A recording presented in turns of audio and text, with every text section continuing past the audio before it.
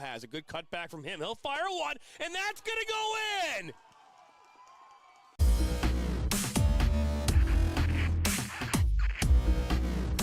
Are you looking to play at the next level? MSN is now offering player recruitment videos. We are excited to partner with you and your family in getting you to the next level. To learn more about our packages and what we offer, head over to the MichiganSoccerNetwork.com. Remember, your journey starts with a click. Going to be a shot from distance that goes to the back of the net! What a strike! Ball put up high in back post. This one still finds the way. That one goes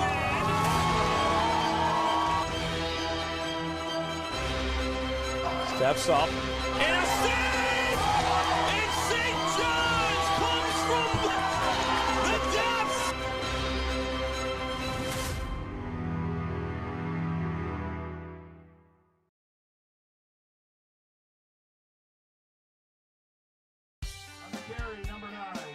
My dad and my grandfather are officials. I've grown up around officials and seeing how much they enjoy being part of the games. As a student athlete, I've always appreciated the people out there who are willing to give back to the kids. The Legacy program lets me officiate while I'm still in high school, working younger kids' games. Officiating gives me a better understanding of the game, I get to make some pretty good money for a high school kid, and I even get to spend some quality time with my dad. There's help wanted. Just whistle. Sacker down by the end line. Puts us across. Loser eye! And just like that, 1-1. Now Elders may look to take a shot. He does, and he buries it! Steps up, and just like that, Reed Dennis comes up big. Loser eye, one-on-one. Loser eye, oh, he'll be taken down inside the box. Knocked back in, Nationals got it. Bicycle kick for a goal! Sacker. Sacker into the 18. Sacker shot. That goes off the goalkeeper's glove into the net. 2-1 here in the 32nd. This one played in. That's a good ball. And that one goes in. And just like that, the Nationals now have a 1-0 lead. Walensky puts his far post. One-touch opportunity. And what a great goal that was. Joaquin Beatty of Ohio League. Look at that shot from Sevy Roy. My goodness, Sevy Roy with a left-footed banger.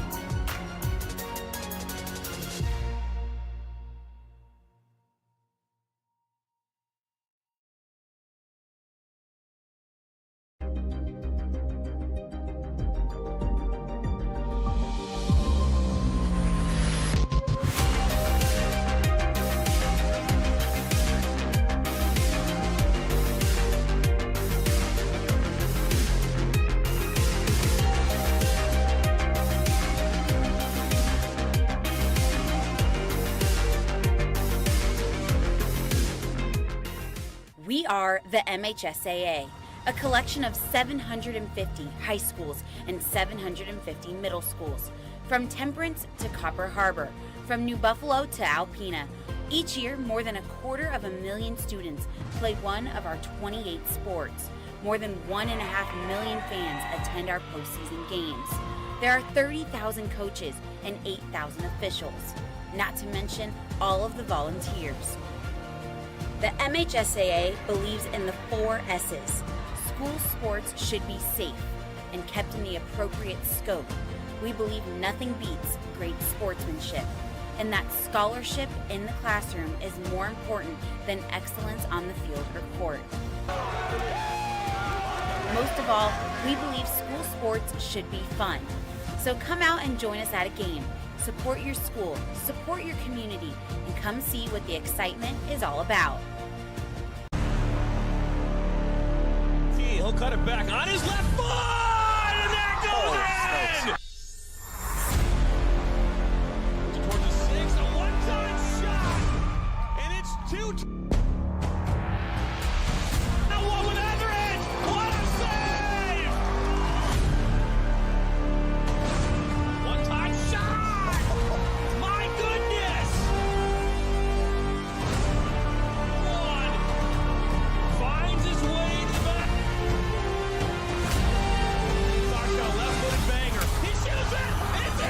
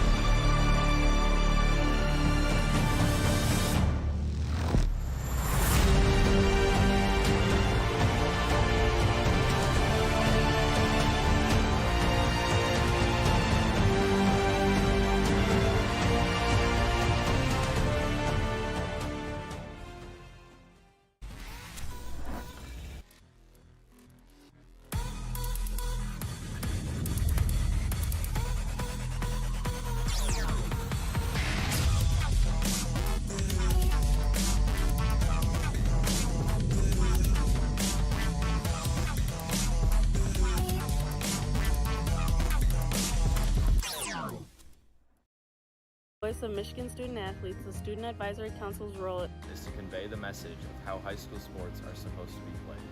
We are responsible for helping the MHSAA maintain a positive and healthy atmosphere in which interscholastic students can thrive. We believe athletes should be competitive, sportsmanlike, and excel academically. We believe students in the stand should have fun, but not take the focus away from the game. We believe coaches should act as teachers, helping student athletes develop while still keeping high school sports in perspective. We believe that parents should always be positive role models and be supportive of their child's decisions. We believe officials commit their own time to high school sports. And respect should always be shown and given to them. The most important goal for student athletes is to enjoy high school sports while maintaining a high level of respect for all those involved in the games. Enjoy the game.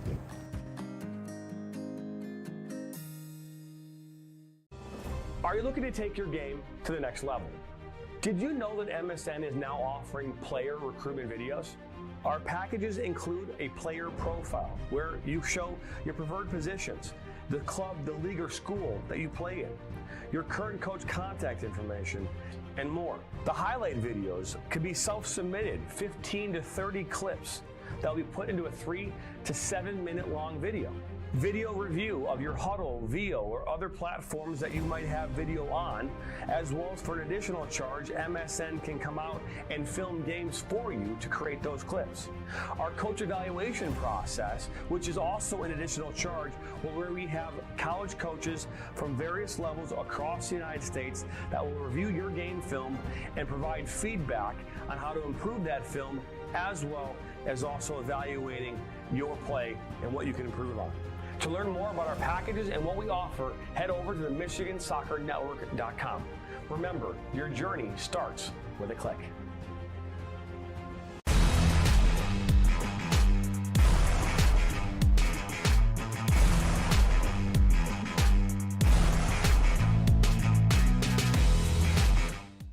Our mission is to help players take their game to the next level and reach their potential. Not only do we help develop fundamental technical skills such as ball control in tight spaces with different surfaces, dribbling at speed and changing direction, using a variety of 1v1 skills to create space, receiving on a half turn, hook turn, and out of the air, finishing off the dribbling, one-touch, volleys, and headers.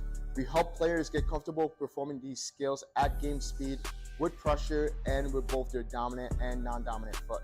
In addition, we help players with their speed of play, awareness of space, defenders and teammates, and also dominate with our off-the-ball movement. We offer a variety of services such as one-on-ones. Hello, everybody, and welcome into the Michigan Star Sports Complex in Washington Township, Michigan. It is WHAC League Conference play as the Madonna University Crusaders come in to take on the Warriors of Rochester Christian University. It is number 1 versus the bottom of the table here. Madonna University has had a lot of success over the years, and today they are 6-0. 9-1-2 overall, taking on Rochester Christian 1-7-2, 1-4-1. My name's Jonathan Turner, alongside Nathan Wangler, and we're excited to have you along for the ride here today as these two teams battle it out. Yeah, and it's going to be a good matchup. And the thing is JT, all you're asking for when you get into this point of the season, right, you have 6 games left if you're Rochester Christian. You just want to be in a spot to potentially get that one big win that could springboard you into a chance to get into that WHAC tournament. Let's think about this Rochester Christian team. They haven't been to the WHAC postseason tournament since joining the conference, so that is their mission right now. And consider the fact that 2 out of their next 3 games are going to be against teams that are right around them in the standings. They're at 10th. You have to be in the top 8 in order to get in, and we've seen so many wacky, wild upsets. Doesn't really matter what sport it is or what level it's at so far this year. There have been so many of them, and one of the reasons why we love soccer is the parity. So just go out, get that early goal, try to set the tempo, try to come up with some sort of big upset today just to give yourself a chance to, again, do the most important thing, just get in to that postseason tournament. But there's a lot of offensive prowess on this Madonna team. They're going to have to shut them down early. No question about that. This lineup is an interesting lineup. And again, you talk about the Crusaders and their success. The only loss they had this season was to Bethel University. That was 2-0 back here a few weeks ago. And Bethel obviously won a national championship here just a couple years ago. Yeah, and the thing is they've finally entered themselves into that stratosphere of soccer in the NAIA, right? Into the conversations with the Bethels and a lot of those other schools, and we've seen that with the way they've played. And in order to get to that level, you just have to have a team that works like a well-oiled machine, and that's exactly what you have. You talk about their men's head coach, Mark Zathe, who's been there for now 11 seasons. He's someone that has produced that and has really kind of cultivated that over the course of those 11 seasons. They have one of the best 1-2 combos in terms of on the offensive side in the NAI. Jordi Lopez as well as Andres Gomez Rubiano, both of those guys ranking towards number 1 in the WHAC in terms of goals, assists, and overall points. So the recruiting has taken off. The other thing is, too, that you can't underestimate is a good senior veteran class. Both of those guys are seniors, and in terms of the overall makeup of this team, this is a group of guys that have been together for a long time, and that's never a guarantee in college athletics anymore. So it's kind of the perfect storm, right? You have a coach that's been there for over a decade, you have a strong senior class, and they're starting to finally insert themselves into that national scale. No question about that. On the flip side, look at Rochester Christian under new first-year head coach Nicholas Ranieri. And, again, they've struggled this season to score goals. They've only scored goals, 8 goals during their 10 games. And if you can't score goals, you can't win soccer games. It's really hard to. And for the most part, it's been by committee this year. I mean, they only have a handful of them. But, there's a couple of different players. Adrian Lopez has a pair. Josh Groh, who's played in limited games this year, I'm assuming, because of injury. Again, that's just an assumption. Don't quote me on that. But he has a pair of them as well. They have a couple of other players that are in that mix. You talk about Stojanovic, Ivan Stojanovic. He has 3 of them. He's actually pictured on your screen right there. So there's a lot of different players that can score for you, but it's going to have to be a collective team effort because, again, everything they do has been by committee so far this season. We are moments away from getting this game underway. You are watching the NAIA WHAC conference play here on the Michigan Soccer Network. Excited to have you along for the ride here today. First time stopping by, hit that subscribe button, like us, and share this with your friends and family, and come back for some more soccer because that's all we do here is cover soccer. Yes, all of it. And so far this season, been covering this team a lot, and I just hope they can do it. Hope they can figure it out. And clearly, it seems like they're starting to put the right pieces in the right places. But sometimes you can track when you have a program that does finally turn around. You can go back and you can point at that one win that you got that was really able to be talked about springboarding, whether that would springboard you in the right direction. And that could be a game like this one here today. No question, as we were not given the starting 11s here for today's matchup, so we'll find out here in real time who's getting the start. We do know that Chris Tazik has the one who's been in goal here today, our goal this season for the Warriors, as we are officially underway here from the Michigan Star Sports Complex in Washington Township, Michigan. Madonna Crusaders are in their blue kits here going right to left on your screen, and Rochester Christian, they are in your white kits with red going left to right.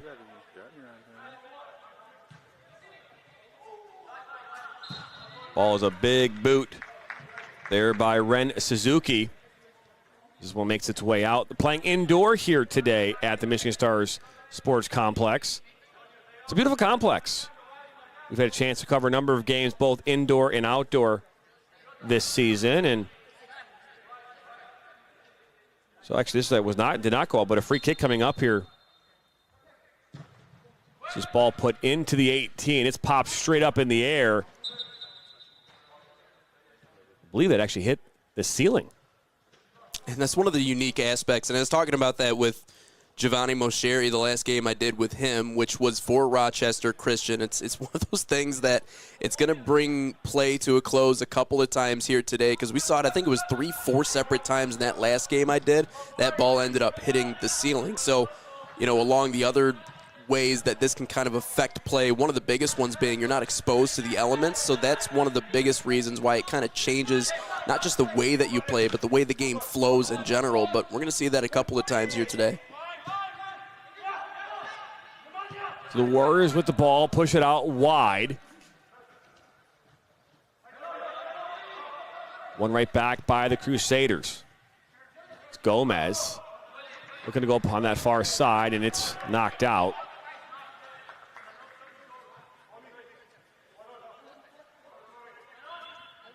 Settled down by Gomez, and this will make its way all the way back now to the back line. Look at Rochester Christian starting to force the issue a little bit here to start off in these first few minutes, really forcing Madonna to start working the ball back and playing it in their own zone. Yeah, they're comfortable with that. I think just goes to show the confidence of this Madonna team. They don't have to move all that quick at all. They're methodical with the way they approach, but Rochester Christian kind of selling out to force the issue on their side and maybe try and create some early mistakes that they can take advantage of. We saw that in their last meeting here on MSN. They were able to get an early one. So that far side, that's a shot that's blocked right inside the 18. Down goes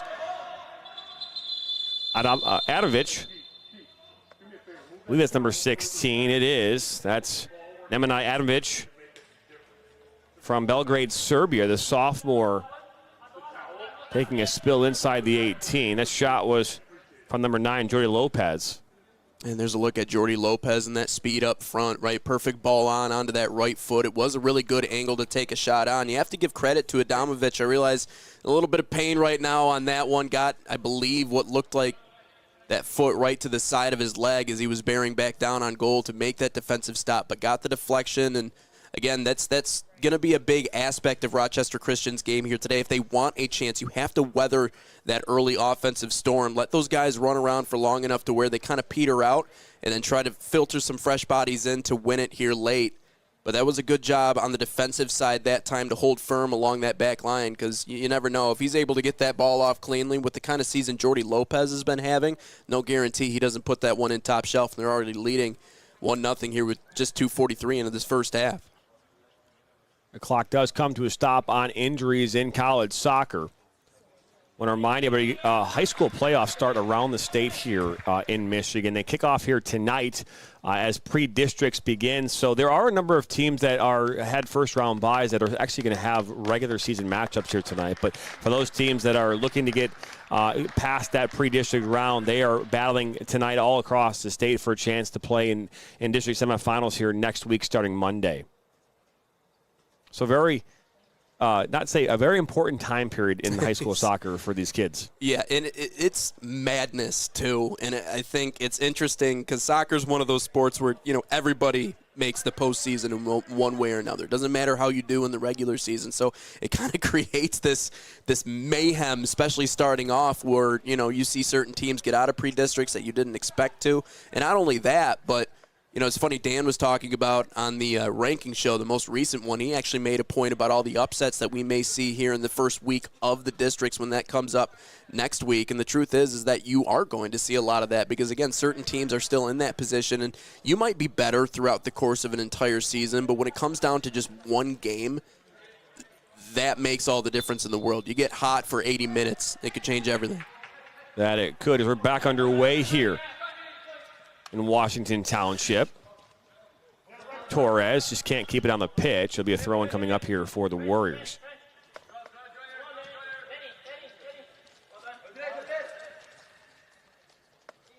Talk about this Warriors side for a moment. Coming into this, again, they're 1-7-2. They're 1-4-1 though inside of the WHAC conference. Got their first win of the season here earlier this week. And I'd imagine, and first win of Nicholas Renere's, tenure here at Rochester Christian. We talk about that for a second. They had another draw. There was a 1-0 shutout win against the Siena Heights team, and a team they needed to beat too, because with the kind of season Siena Heights is having, they're second to last in the WHAC right now. So that was a game that on paper they should have won, and that's exactly what they did. But it's a matter of trying to carry that into this game and keep that positive momentum going, because for Nicholas Reneri, a young coach, still trying to feel his way into this coaching position. But he's been around a lot. He has a lot of experience. All cleared up towards midfield, settled down by the Warriors and knocked out. But we talked about how nice it is to have a coach like that for this Rochester Christian team. Having younger coaches, especially at this level, can be really important for team chemistry and to be a player's coach. Because a lot of ways when you're not that far separated from the age of a lot of these college players, when you talk about Ranieri in particular, you know how to speak the language a little bit. You know how to relate to these guys a little bit better because you've been at that level a lot sooner than some of the other maybe older, more veteran coaches around the league. So I think it's important that he got that win number one just to get that weight off of his shoulders and maybe start to gel and form something here going forward. So settled down and one back by the Warriors. Knocked back to Reardon and cleared up. And this will be settled down by Torres. All the way back now to Enrique. Alfonso Enrico got the start here in net here for the Crusaders. 6'1" sophomore goalkeeper from Bento Goncalves, Brazil.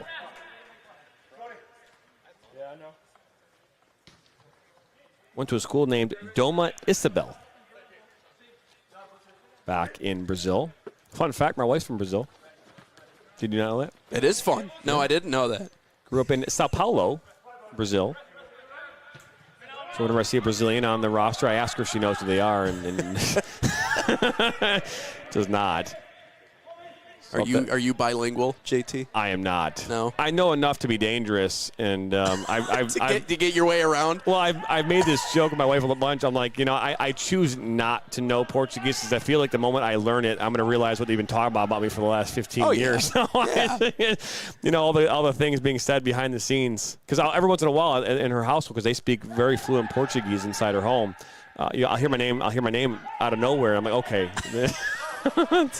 They won't be able to sneak anything past you, though, so that's the other side of it. It's true, but I don't know if I want to be involved. That's fair. What you don't know won't hurt you. That's fair, right? Is back to Enrique and played into Gabriel Bressanelli. Well, the international outreach has been big for Madonna, though, too. I mean, their two best attackers, you were talking about them earlier, both from Colombia, their goaltender from Brazil. In this, we talked about the offense a lot coming into this broadcast, but don't ignore the defense. I mean, they're top 5 in terms of fewest goals allowed in the country so far this season. So he has certainly done his job in goal as well. So it's not just one aspect or the other. It's all-encompassing when you look at this Madonna team, too. And, it's funny, they blanked Northwestern Ohio 8-0 earlier this season. That was a team that was receiving votes, and it was also a team that used to just kind of run the table in the Wolverine Hoosier Athletic Conference because of the way they recruited. They were so good at going overseas and getting a lot of that talent to come to the United States and play here. Madonna's kind of following that same playbook now. Like, they kind of took Northwestern Ohio's blueprint and said, well, let's try it out this way for a little bit and see what we can do. And clearly they've gotten a lot of players, a lot of talented players from different parts of the world to come over here and commit to potentially bringing a national championship back to Madonna. Picked back up here by the Warriors, and now ball makes its way to Torres.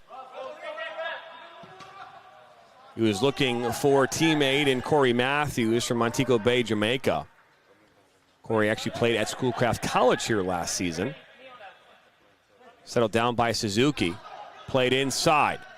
Good cut just outside the 18, and that was Nakajima just outside the 18 for the Crusaders. So 8 minutes in, 0-0 as the ball goes back to the goalkeeper, and Tozic. That's his first touch of the afternoon.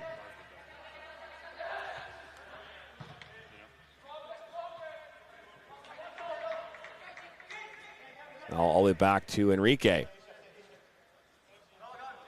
We don't charge you to watch these games, but we do ask for a price of admission. Is get involved in the chat. Let us know who you're rooting for, where you're watching from right now, here near or far. That is the beauty of YouTube. It's a nice little give and go as down goes Reardon, but they're going to say all ball, and then a nice retaliation foul there from Garrett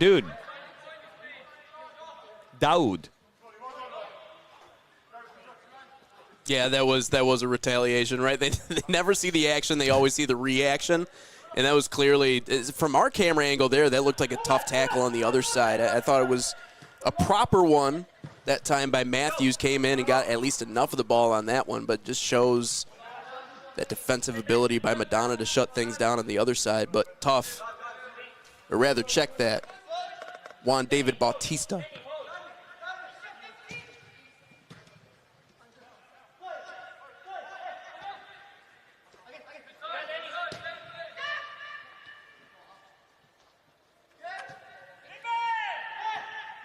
Ball back and long ball, big ball played up this near side.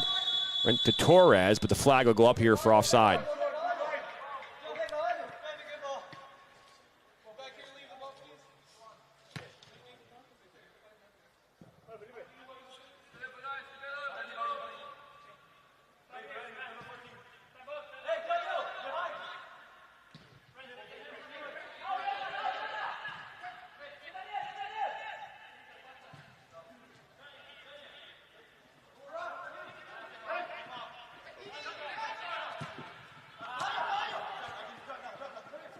Now Torres will give and go, get it back. A little back heel looking for Corey Matthews, and one back. Foul called.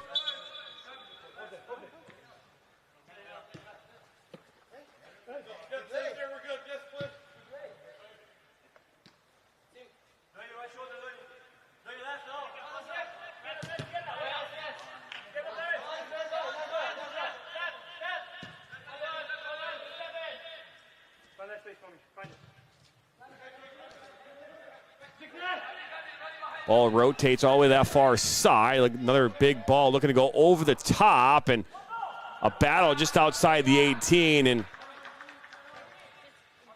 Daoud was the one in on that play. Back to Enrique, and we'll build from there.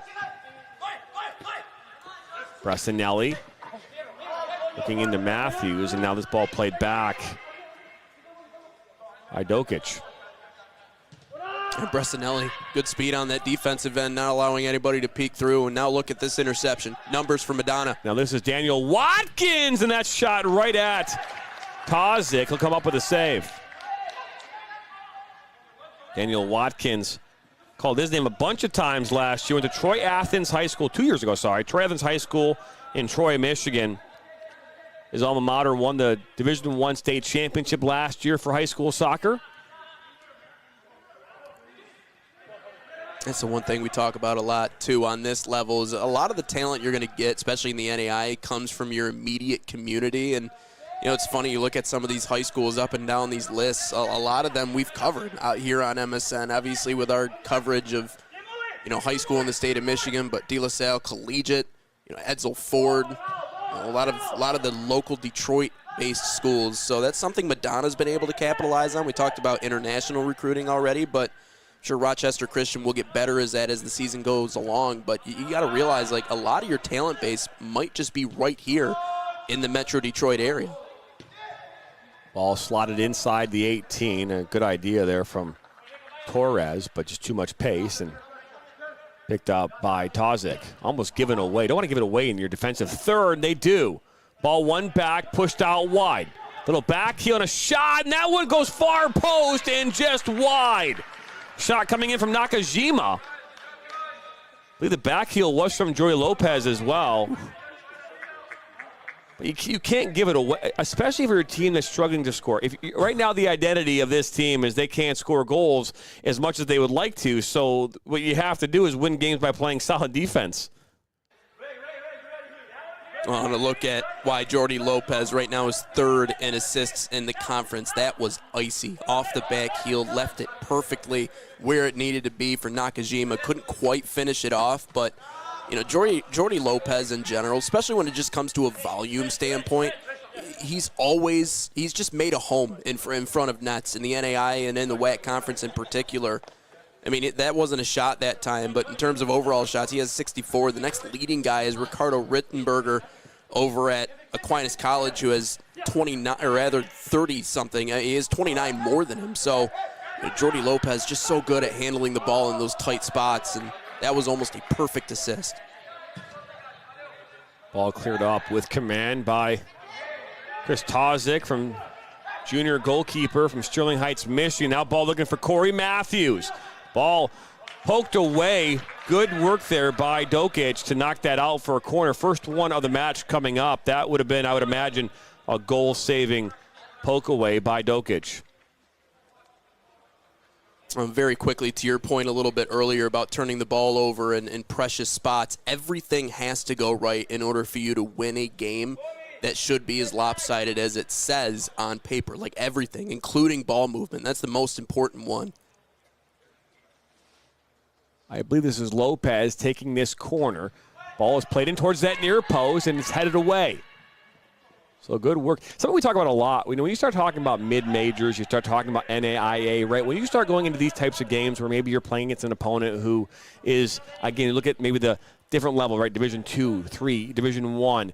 And you're a lower-level team, the expectation is that you're not going to win that game, just because of the fact of who you're playing against. So if you're going to win that game, everything has to go right for you. Is this shot from distance and saved by Tozic? Fantastic shot from about 30-plus yards out. Tozic goes down to his right and pushes it aside. You see Tozic barking out directions immediately after making that save. It's kind of an overall picture of the way this season has gone so far this year. He's had to stand on his head in goal a couple of times, just trying to get more directions to his defense. Ball comes in off the corner, the second one of the match, and this one wound up going out for a goal kick. But back to my point is that everything has to go right for the team that's down, on the tail end of where the rankings might be or the level, and everything has to go wrong for the other team. And not saying that in every scenario, but you start talking about like what happened last year with Oak University against Kentucky, right?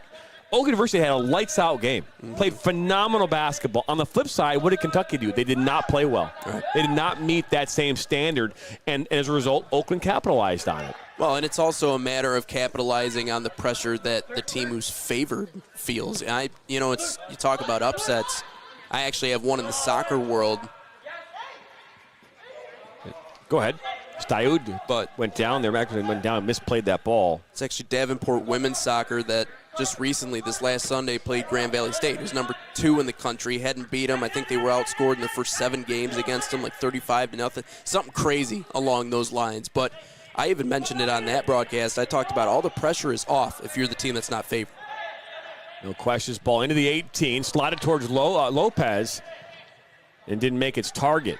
Like there's no reason you should be hesitant at all in anything that you do. It should be full bore, 100%, all on, all the time, because you really don't have anything to lose. And that was something that Davenport did. I mean, they were almost all out to a fault because they were willing to just do anything they could to just put themselves in a position. And it was scoreless going into the last 6 minutes, and just the late goal put them on top. But that needs to be the mentality here tonight for Rochester Christian. Realize those guys have more pressure on their shoulders than anybody else in this building today, especially with ranked in the top 15, especially with what their postseason goals are. For them, this should be a walk in the park.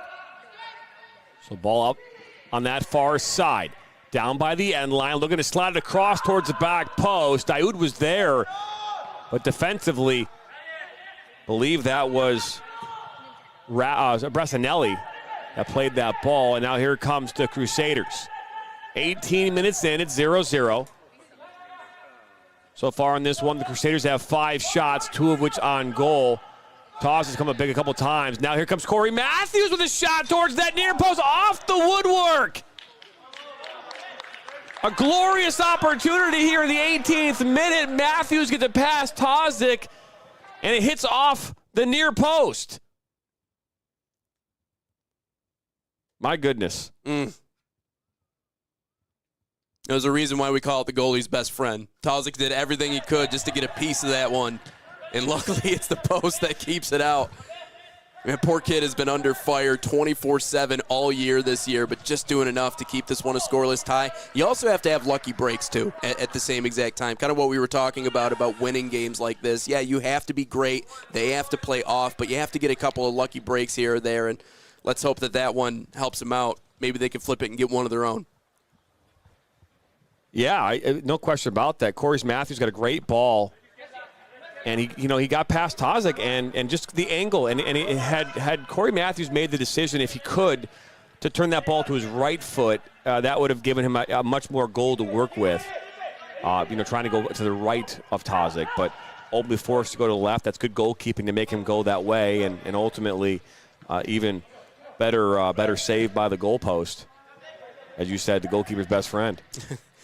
Well, I imagine that's, especially with how quickly he has to make that decision, too, because you're right, it was perfectly onto his foot where he was charging, but he only had a few seconds to decide where to go with that one, and so maybe that's why he decided to go with the left. Didn't think he had time to shift it back to his right in that spot. They're back kill this time into Lopez. He'll get it back in the mistake. Lopez, and a save by Tozic.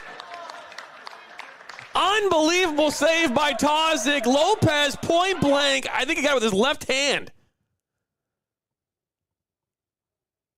My goodness. I mean, he put it right at him. And you can see shaking his head. That is as close to a breakaway layup in a chase down block that you will ever see. That is point blank for one of the best attackers in the entire NAI, and Tozic somehow able to close the distance and get a piece of it. I love how bold he is. And we even saw that in the last game that we called here on MSN, how confident he is to come out on those shots, to close down the distance, and then take a few bruises at the same exact time to keep it a scoreless tie. That was excellent goaltending. So as this ball comes in off the corner, it's loose and now cleared away by Stojanovic. Now Torres. It's a good boot to that far side.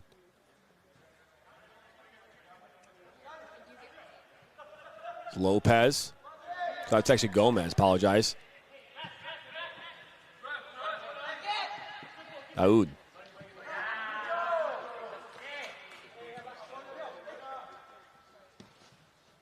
Good work to push the ball inside by Nakajima.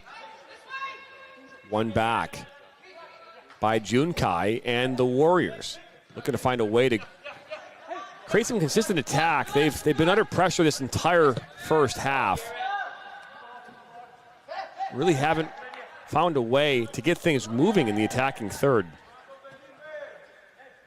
On the flip side of that, they've had 0 shots and attempts in this game as Enrique pushes it out wide. Bressanelli finds Daniel Watkins. Watkins with a good ball over the top, but just too much pace, and Tozic picks it up. But 7 shots in total for Madonna, of which 3 on target. So far, Tozic's had 3 saves. All 3 have been very good. One back now by Torres and the Crusaders. Nakajima back towards, and that's a wide open look for Matthews. It goes right past him.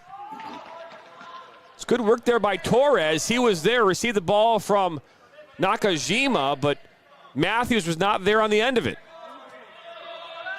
They're so coordinated in their charges, too. Yet to draw a single offsides in this game here today, which is fascinating considering how open they've been in big spots. Yellow card is going to come here as Stankovic went down on a promising attack, and the yellow card will be issued to Matthew Rafferty, the 5'11 defender from Sterling Heights, Michigan. You could tell that time he got beat along the sidelines, trying to tug on the jersey a little bit and then kind of wrap his way around and try and get a piece of the ball, but in the process literally just kind of wrestled him down to the ground. So that's going to draw a card pretty much every single time. I understand doing what you need to do to stop the momentum, but that was in a big spot.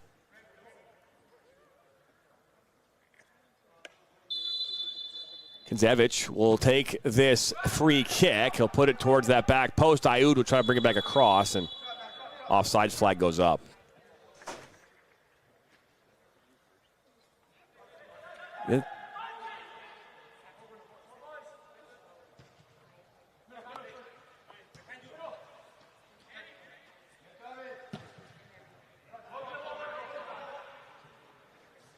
So up that far side. Oops, forgot the ball. It's an important part of that equation. That turf monster will not just take you out, take the ball too sometimes, right?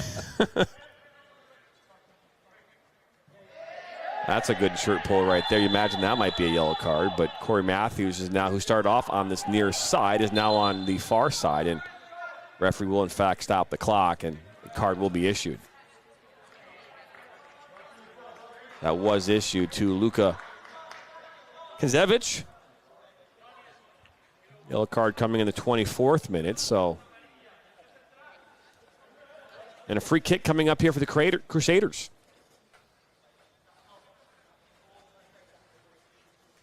And they've had a good amount of set pieces and really nice spots already in this first half. You're just kind of waiting for them to break through with that one big one.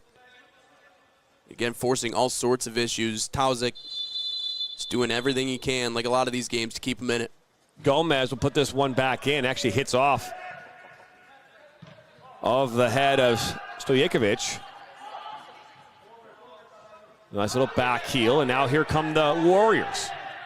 A good ball through the gap, making his way up is Stojakovic. Stojakovic, far post, saved by Enrique.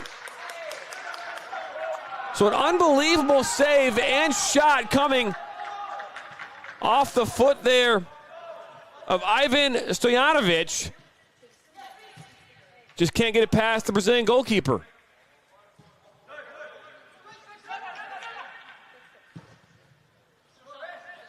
Has an unbelievable ball on, too. And we actually saw Stojanovic score a goal the last time I did a game on here, but that time breaking at the perfect time right down the middle, found him right on the leg. Even better side, a save on the other side, but he's one of the guys up front. We previewed him during the pregame show. Right now, 3 goals, leading the team in that category. I know for the most part it's been by committee, but you got to target him.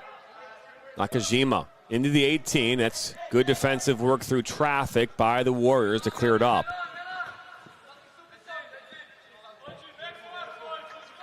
I mean, you know, one of the tallest orders you could have as a goalkeeper is for 25 minutes not facing a single shot, and then in one instance a counterattack and you're facing a shot and having to make a save. And in that moment, you know, the goalkeeper here for the Crusaders and Alfonso Henrique did a fantastic job in his own right. We've seen how good Tozik has been so far in this one, but it's equally as hard to have to be ready in a moment's notice to make a save like that. And I like how he was set, too. Like, he didn't overcompensate. He wasn't moving his feet when that ball was released. He was set, and he was ready to make a move. And I just thought there was great reaction time by him to go down and get that one. And, you know, don't get distracted by all the offensive previews. Defensively, they've been great. Gomez into Matthews on his left foot. Now Matthews looking to get Matthews towards the near post, and Tozik dives to his left to make the save.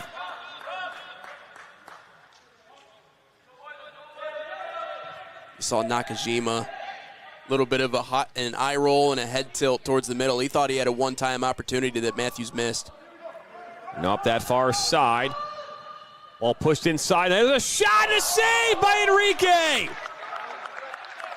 My goodness, Stojanovic had another shot, this time to his right, and Enrique comes up with it. Man. Oh, and it's kind of that counter-puncher mentality right now for Rochester Christian, right? Take the volume from Madonna and then try to flip the field quickly. That time, done a good job playing wide. They've done a good job really tiptoeing along the sideline, spreading out this Madonna defense a little bit. But, yeah, once again, outstanding opportunity. And it doesn't make anything easier when you have Enrique on the other side making plays. It's been the goalies. That's been the storyline here in half number one between Tozik and Enrique. A couple of different outcomes. We might have a few goals in this game already, but I think the passing is looking really good, at least in these last couple of minutes for Rochester Christian. If you keep throwing balls on like that, you're going to get an opportunity to put one in the back of the net. And again, you've seen two in succession, two opportunities here off the foot of Ivan Stojanovic.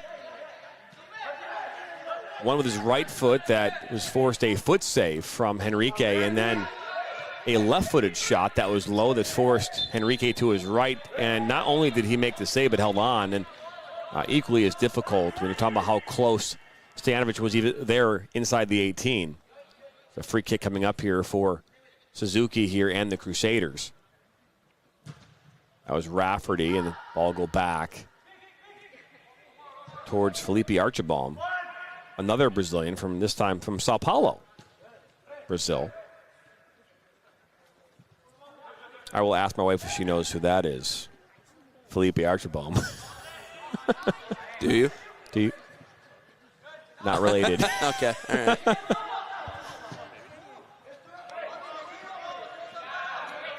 I'll try to be settled down by Stojanovic, and picked back up now by Daniel Watkins and the Crusaders. 29 minutes in at 0-0.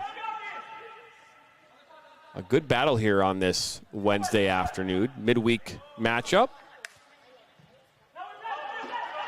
Watching NAIA and WHAC League Conference play here on the Michigan Soccer Network. Jonathan Turner alongside Nathan Wangler. Happy to have you along here for the ride this afternoon. First time stopping by, hit that subscribe button, like us, and share us with your friends and family. And all played up that far side, looking for Stankovic. Stankovic puts this one into the 18 and not at its intended target. Stojanovic.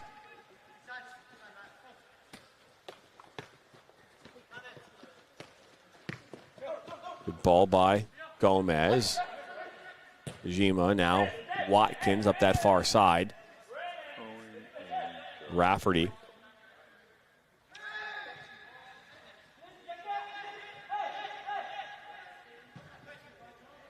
Now back to this near side in Suzuki. Suzuki played into the 18 and looking for Torres and cleared away. And the one thing you can do the only thing you can really do on the side of Rochester Christian is just try to slow down these attackers, right? Do everything you can to just kind of cut down on those breakaway opportunities, those point-blank chances like we saw with Lopez a little bit earlier. If you can do that, you have a fighting chance. And at the very least, towards the tail end of this first half, it seems like they're doing exactly that. Just cut down on a lot of those chances, and that'll keep you in the game going into the later stages. And then they're trying to flip it the other way, like they are right here. Good work by. This ball slotted in, almost makes its way through traffic. I know it looks like Stjanovic wanted a penalty called for a handball. I couldn't see it hit off the hand.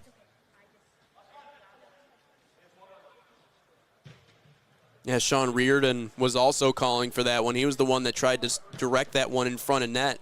What looked like a pretty good feed, but it looked like there were a couple of different players who were in consensus about that. It's interesting, though, because I know you've coached the game before. I mean, on your end, anytime it hits the hand, is it called a handball? Or does there have to be some sort of intentionality behind it? Well, it depends on the experience of the center referee, and the referee crew. I mean, because to be fair, offsides and handling are the two most common fouls that no one has any idea why they're being called. I mean, there's still to this day, you see it even with like VAR, you're seeing what looks like to be an obvious offside call not being called, and vice versa. So it's one of those things, right? Almost like in the NFL, right? The complete the process whole stuff that no one understood, right? That looked like a catch. No, it didn't. So if it passes the eye test, as far as I'm concerned, it should be a call. You know what I mean? Like, so. Fair. And the eye test and the way that it's read, especially inside the 18 and at midfield and the rest of the field, is that it's got to be the hand to ball, not the ball at the hand. So if I just take a shot from 5 feet away and I blast it at your hand, that's not you playing the hand at the ball. That's the ball playing the hand. If you move your hand towards the ball, then that's where it should be called, making yourself bigger. And if you notice, a lot of the defenders and players on the field are being trained when they're inside the 18 to have their hands behind their back, so that way that they don't make that move with their hand. Because naturally, you just kind of make yourself bigger on a more natural level, and you try to prevent that by having your hands behind your back.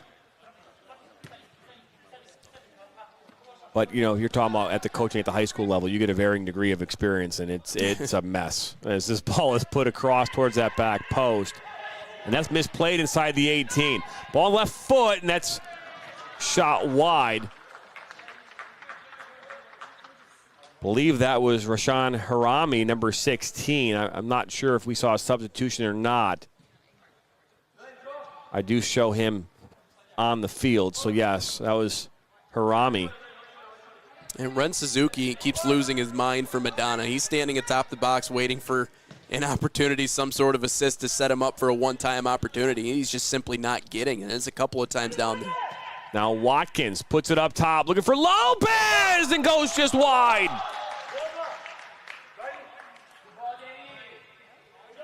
Heads-up play by Daniel Watkins, a through ball. And Lopez, with the outside of his right foot, puts it past that far post. And once again, that's Tauzik closing in quickly. Like, you hear his footsteps when he's coming out of goal. And so as an attacker, I think Tauzik realizes that sometimes his best ability is to just cut down on the amount of time that these guys have to get off a clean shot. And that's exactly what that last one was. Lopez, again, point blank area. But with Tauzik bearing down on him, all he had to do was just try to chip it past him and get it in. But if you cut down that angle, it makes it immensely more difficult to do anything with it.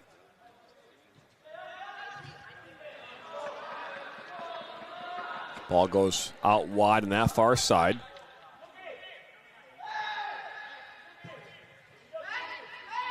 Now Torres.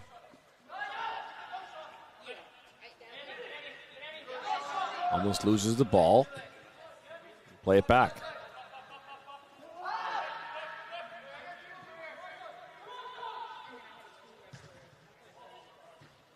It is a beautiful fall day here in the state of Michigan, but we are indoors here in Washington Township, Michigan. And thankfully we are, because our camera operator, we sent our camera operator out there early this morning, and a lot of these games have been played indoors. There have been a couple that have been played outdoors, and we used our battery pack last week for a Catholic League final. I left it at home on the table today. So had this game been outside, we'd been in trouble. It would not have been. It would not have happened. So and that's my bad, because before we leave the house, someone did ask, "Do you have everything?" And I said yes, and of course I clearly did not. So, oh boy. Either way, we're excited to have you along here today, watching.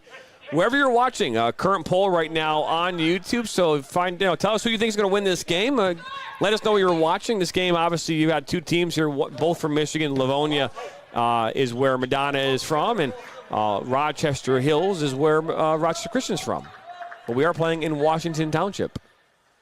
Now Rochester Christian, just used to be Rochester University. Yep, it's now Rochester Christian University. There's a Rochester, New York, so apparently a bunch of people got confused, and there were some conversations that needed to be had. But team that's been around in the WHAC for a while, and I personally have gotten to call a lot of games for this team. Being that I've been broadcasting games for Cornerstone for a while, but still trying to figure out some answers on the soccer side. Now Torres puts it inside towards Gomez.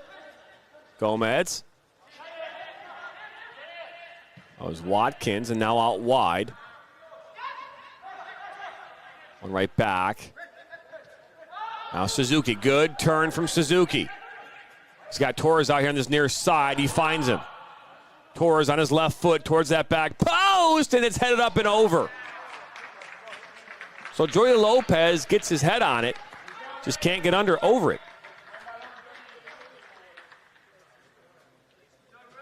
Yeah, and the more and more frustrated that Lopez gets with some of these missed opportunities, the more I think he's going to start to rush a lot of the future ones. The more that he starts to maybe force a few things. And that's, again, when you're a team like Rochester Christian in the position that they are in today, where you are not really in any way expected to win this game, it's a bend, don't break mentality for this team. Right now they're bending, but they haven't broken. Not yet, at least. On the flip side, though, you look at the Crusaders and say it's just a matter of if they can get one in, it might just open up the floodgates. Yeah, it's one of those things where you have the ability to score at will. For them, it's just got to get over that first one, and we've seen that time and time again in soccer games where, once you get that first one, then the second, the third, the fourth just start to kind of pile up, and that's when things can get out of hand. But I'm not saying it's going to happen here, but with the amount of attacking opportunities that have been created so far in this game. In this first half alone, 11 shots, of which 4 on target. As this ball makes its way into the 18. Now it's cut short off the post and in! So finally, in the 38th minute, the Crusaders break it open. It's Jordy Lopez.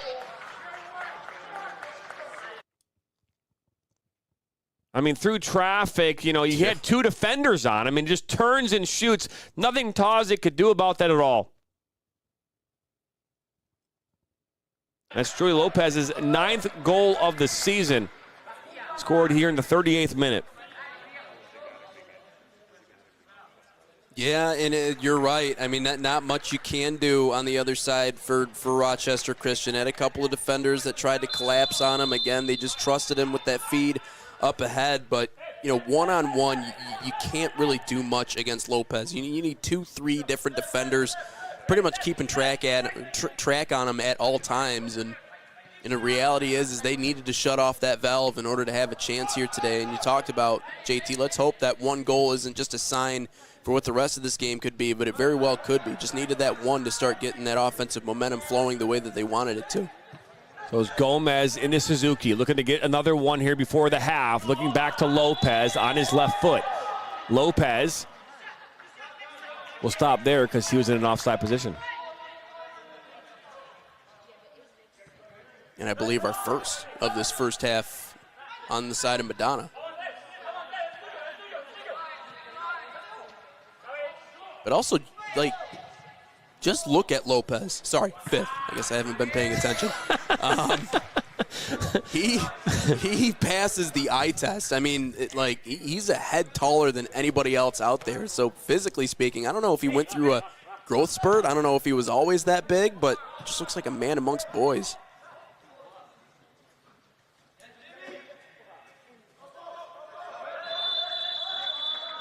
The ball. Doesn't mean a foul is called.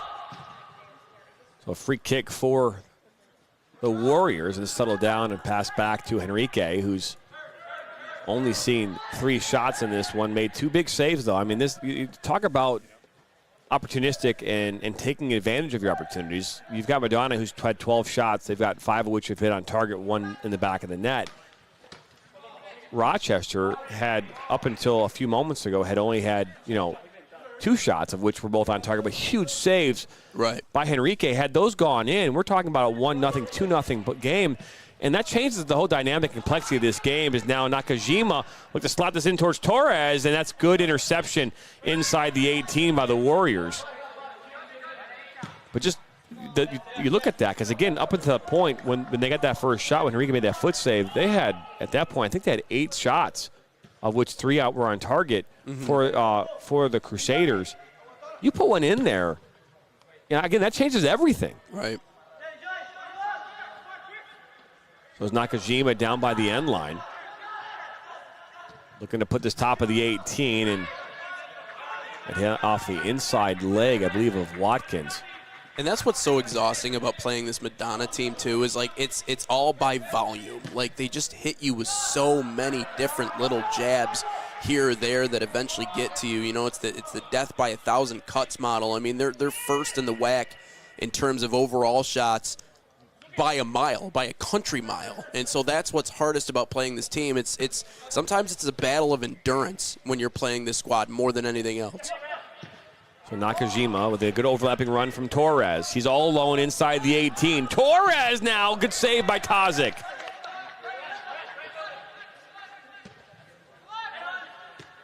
Good overlapping run up this near side led to that opportunity, just could not put it away. And again, the thing that you want to, if you're the Crusaders, is that second goal becomes extremely important. Because right now, with the amount of opportunities that they're creating, they are putting all this pressure on this back line of the Warriors. But the Warriors can find a way on that counterattack in transition, go get a goal back. Again, that changes everything in the mindset of these players. And if you're the Crusaders, you've got to find a way to strike, get another goal, and get another goal, make it 3-0, and then that changes everything again for them on their side. But don't let a team hang around. Is Gomez now will look inside and cleared away.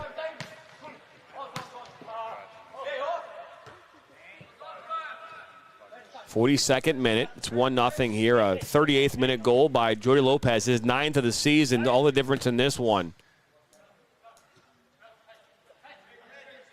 As the Crusaders have 14 shots, of which 6 on target in this game.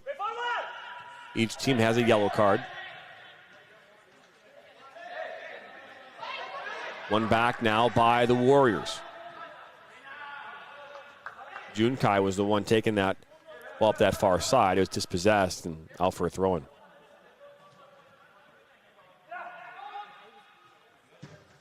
Slotted in, side. Was looking towards Sean Reardon, but broken up.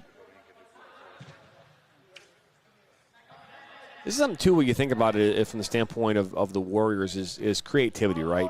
And when you've not had success scoring goals, obviously that wears on the mindset of teams, on the players. You haven't won a lot of games. It also wears on the players, right? And that's where creativity sometimes is thrown out the window, right? It's, you want to start to, when things are going well for you, you can open up and find that creative juices, so to speak, and really just do a number of different things on the field to find success. But when you haven't had that success, you kind of don't have the ability to really focus on that. You're just taking shots. Sometimes you're taking blind shots. It doesn't matter, but you lose that creativity. Right. And that's the thing, too, that the best soccerers and the most successful teams are the ones that can be really great at creating and being creative in those moments, especially when they're opportunistic. As Daniel Watkins will look to slot this one up. And that's intercepted, one back by the Warriors. Last minute or minute and a half or so of this first half.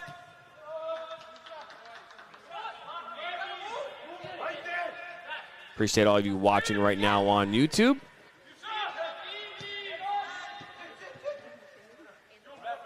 And for what it's worth, I thought those couple of opportunities they had earlier in this game were pretty creative. I thought they were in good spots. I just think that frustration maybe continues to grow a little bit with every passing one that doesn't end up finding the back of the net. And they almost have to wonder, what do they have to do in this game? Because those were two great opportunities, just even better saves on the other side. And that pretty much goes to show what Madonna soccer has been this season. So now Jody Lopez gets the ball from Watkins, looks to slot towards that back post, and good defensive work. Harami just outside the 18 now. He'll look to play it back. Finding Rafferty. Now Gomez. A little patient attack, looking now inside for Lopez. He's open, and it's in.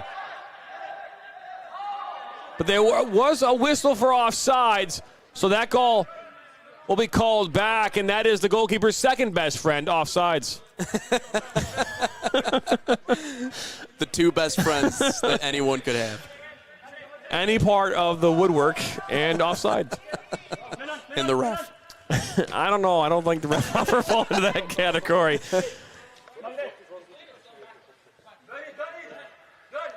But we are drawing closer and closer to the end of this first half as good cutback and by Junkai. They really went big with the scoreboard, though, here at Rochester. I was laughing about that last time. The little Daktronic scoreboard just across the way. Always. It gets the job done. No, we don't need a video board or anything. Just give us a pitch, a ball, and a couple of goals. We'll be okay. So Henrique is down, and he is writhing in pain. Holding his left upper leg. I'm not sure what happened here. He came out, and I don't know. I don't know if it looked enough for, but he immediately went down writhing in pain. Yeah, I wonder if, because it looked like Stojanovic, again, I don't want to, I don't want to speculate at all, but I wonder maybe if he got a piece of him as he was running by. I think it might be from again what we saw. Maybe clipped that leg. Yeah. You could argue maybe he stepped on him. I don't know. I don't know if. Well, as now you see there's some back and forth.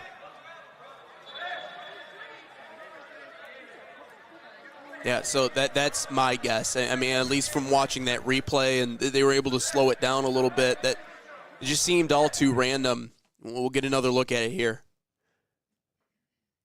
I mean, it's as clean as a play you can get. I mean, he jumped over him with his left foot, so if he got him with anything, it would be the right foot.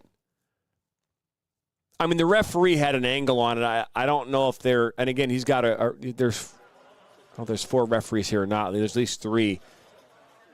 He's got 3 very capable referees in this one, and there might be a little element of selling it at the same exact time too. That might have been part of it. Again, it's tough to speculate, especially from that angle, but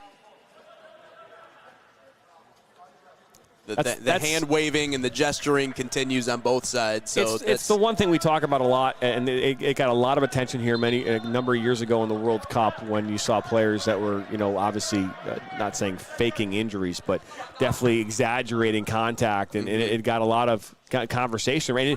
And to be fair, in the MLS this year, they've changed how injuries are treated. If a player goes down and things like that, if they're faking it or they look like they're maybe faking it, they'll put that. They'll have them come off the field. There's a number of things that they're doing to stop the exaggeration of these types of plays. But that'll bring this first half here to a close, and it's 1-0 here at Washington Township Michigan Star Sports Complex. A 38th minute goal from Joy Lopez, his 9th of the season, is the difference so far in this one. So don't go anywhere. We got 45 minutes to go. Will Madonna hold off and continue to score goals, or will we see a comeback here from the Warriors? We'll find out after this.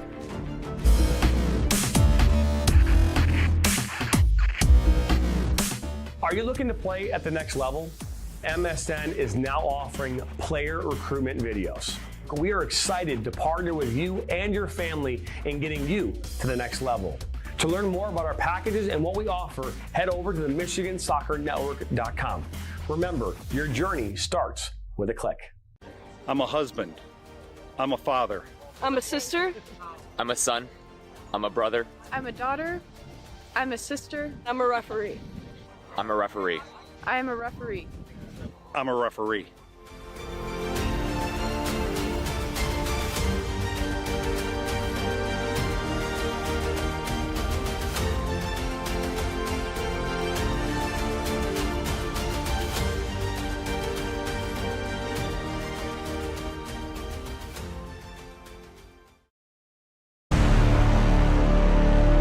He'll cut it back on his left foot, and that goes in!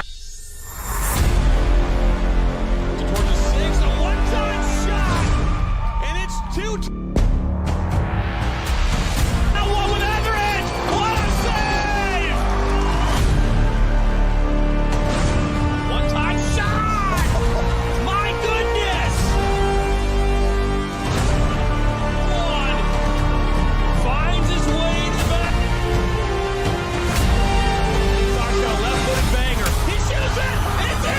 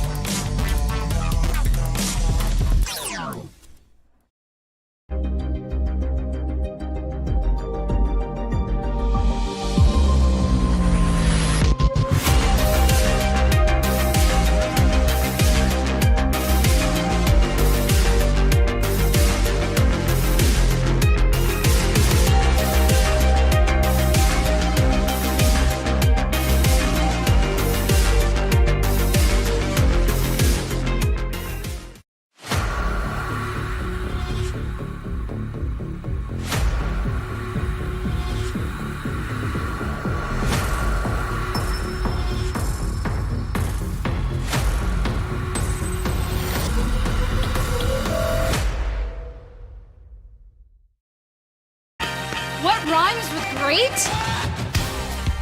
Participate. Where does greatness start? Here, in the classroom. On the diamond. In the pool. On the field.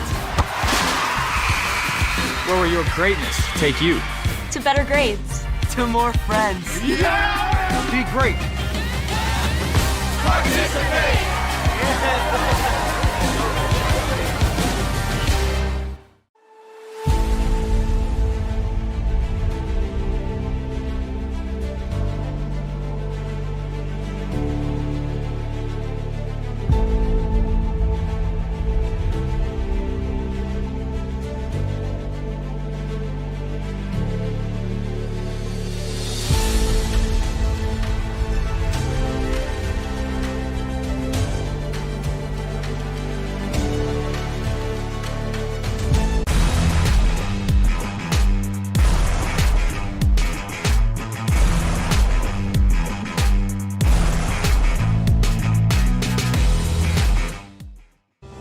Are you looking to take your game to the next level?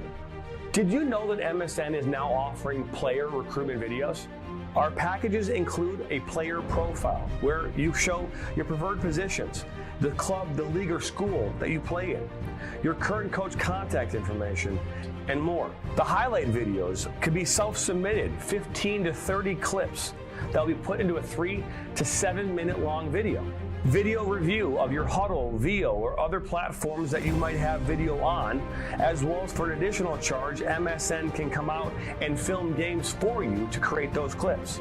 Our coach evaluation process, which is also an additional charge, where we have college coaches from various levels across the United States that will review your game film and provide feedback on how to improve that film, as well as also evaluating your play and what you can improve on. To learn more about our packages and what we offer, head over to the MichiganSoccerNetwork.com. Remember, your journey starts with a click.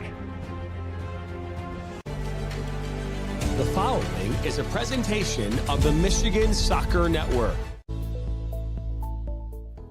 Granite City Food and Brewery has 2 Michigan locations in Troy and Northville.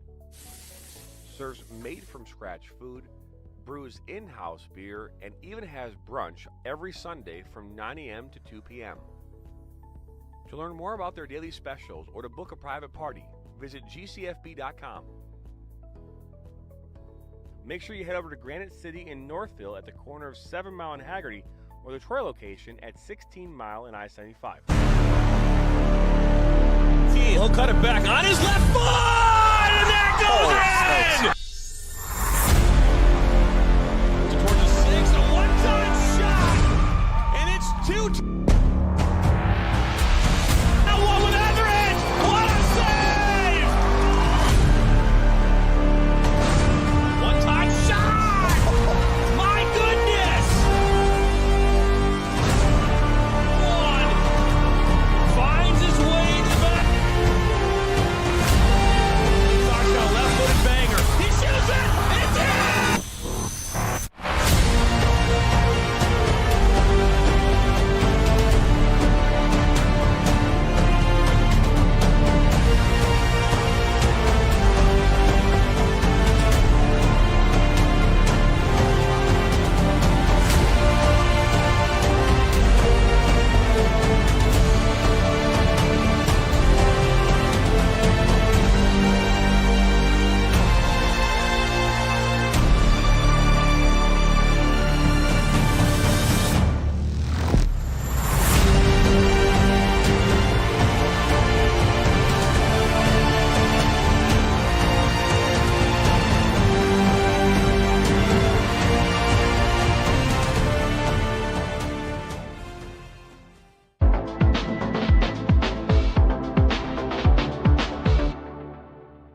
Life, things aren't scripted. If you're an athlete, we need people like you and translate those skills to officiating. You can get a lot out of it. It happens in every town, in every game. We never have a perfect game, but the rewards always outweigh the negativities.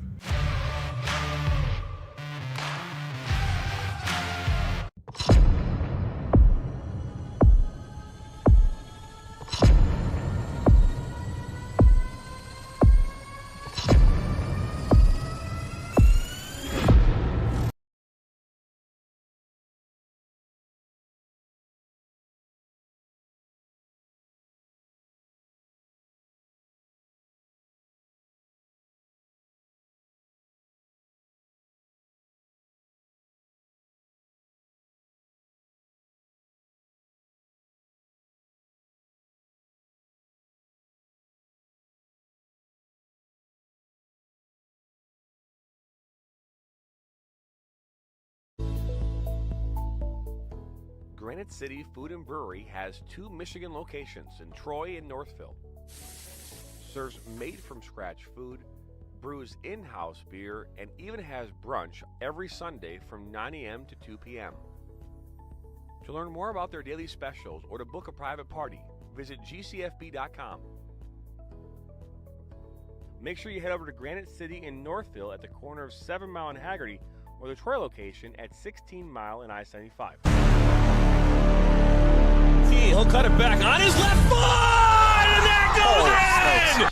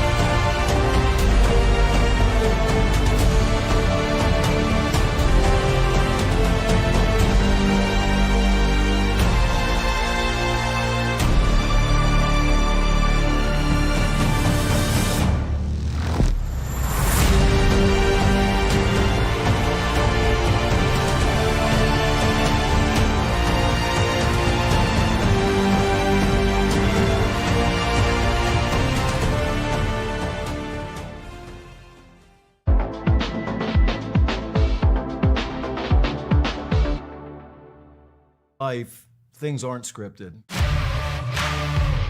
If you're an athlete, we need people like you and translate those skills to officiating. You can get a lot out of it. It happens in every town, in every game. We never have a perfect game, but the rewards always outweigh the negativities.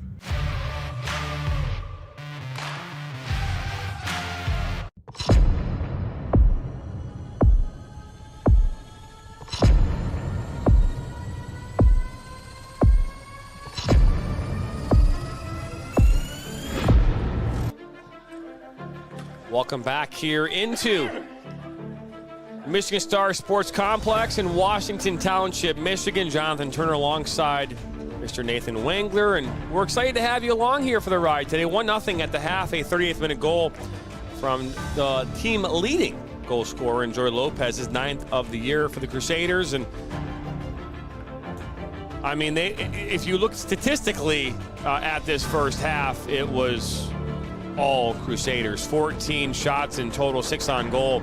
They had 2 saves, but look at the first half. Some highlights here. Look at this ball that comes through. Just not a good finish opportunity. But then you see Corey Matthews, and this off the goalpost, as you said, goalkeeper's best friend. I'd argue it's their center backs, but you know we talk about. They got a lot of friends. And then Lopez, and I mean, what a fantastic save. I mean, you talk about maybe finishing there on Lopez's part, but he has scored 9 goals this season. And this is a beautiful ball into Stojanovic, and a equally great save coming in from Henrique. And then another opportunity, this one off the left foot from Stojanovic, and a big save again. But take a look here at that goal that hit off the woodwork from Lopez, his 9th of the year. And that's where things ended in that first half. And look back at the live look here of the field, and you know, you talk about this Crusaders side, and again, opportunities-wise, you know, they've only got 1 goal to show for it, but easily could have had probably 3, maybe 4 goals in that first half if you don't have Tozig making some big saves and that goalpost. It could be a different story going into the halftime, but here the story is for the Warriors, right? They were able to weather that storm. They were only 1 goal was allowed. They've got great goalkeeping in Towsik, keeping them in this game. What can they do here in this second half, to put one home and maybe come away here with a tie, or even maybe it'll be a shocker? Well, I think the number one thing you need to do is just try to slow down Jordy Lopez as much as you can. Right. That is number one in terms of the list of things they need to do to get back into it. Shut him down. Figure out a way to cut down on his chances. On the other side, though, I like the way they were able to flip the field. I like the way they moved the ball. I thought we talked about creativity in that first half. I thought they had some good creativity in some of those chances. So continue to play a good defensive brand of ball, silence Jordy Lopez, and then just try to get some of those lucky breaks on the other end. Because being down 1-0 against a team that's in the top 15 in the country at halftime, that's not the worst place to be if you're talking about this Rochester Christian team. That's a pretty dynamite spot to be in if we're trying to find the silver lining in this game for the team in white here today. So just continue that same defensive pressure, try to shut down Lopez, then have it result in a goal. No question about that. We are officially back underway here. Second half action. You're watching WHAC League coverage here on the Michigan Soccer Network. Jonathan Turner alongside Nathan Wengler as Madonna University in their blue kits going now left to right on your screen. Rochester Christian in their all-white kits going right to left. 1-0 here to start this second half. And it's a great point, Nathan. But what we talk about a lot is not how you start, it's how you finish. And that goes for both sides as this ball almost hits our camera operator like badges out there at the Michigan Star Sports Complex. We talk about how dangerous it can be to be a player sometimes, but how dangerous can it be to be a camera operator here, field level, goodness. Inside a facility. We had a chance to call a Michigan Stars game back here during the summer, a Midwest Premier League game. We saw a player run right into a fire hydrant. And yep, not ideal. It was actually last year. It's how you and I actually first got connected, oddly enough. But I was doing the MSYSA, State Cup Finals that is coming up here very shortly. But, I was on the sidelines, and even calling a game there is interesting because there are different setups where people at the stadium can hear you, and then there's the Michigan Stars complex where you're actually sitting next to the kids' parents. Yep. So it's always interesting to call games in those settings because you can feel everybody staring daggers into the side of your head while you're calling the game. I mean, one of the benefits of this job is I don't have to see my audience, right? Sometimes I do, especially for pregame shows or stand-ups or whatever like that. Yeah, maybe I have to see people, but here all the pressure's on you because everybody can hear you in the entire play. So it is definitely a unique setup. And like we talked about earlier, kind of changes the way you play a little bit. Like, you don't have to deal with the elements nearly enough. It is a beautiful day outside, so I don't know if that would have affected anything today, but there's a lot of different kind of breaks and different stuff, that weird stuff that happens sometimes at indoor facilities. So Dokic will play the ball with his feet on that far side. Looking for Daoud, who chipped up a little bit. Talk about the MSYSA State Cup. We are covering those games, all 10 of them here next weekend, right here on the Michigan Soccer Network. First time in our history and in the history of the MSYSA that they'll be streaming their games on our platform. So we're excited about that. 10 games all kicking off next Saturday and Sunday. Those games take place in Brighton at the Legacy Sports Center. And we'll bring you all that coverage right here on the Michigan Soccer Network starting at 8:30 a.m. here next Saturday and Sunday morning, 10 games in all. We'll have a lot of coverage coming up here over the next week or so in regards to those matchups as Watkins loses the ball and the Warriors will win it back. Looking to come here in transition. They are playing that transitional game here.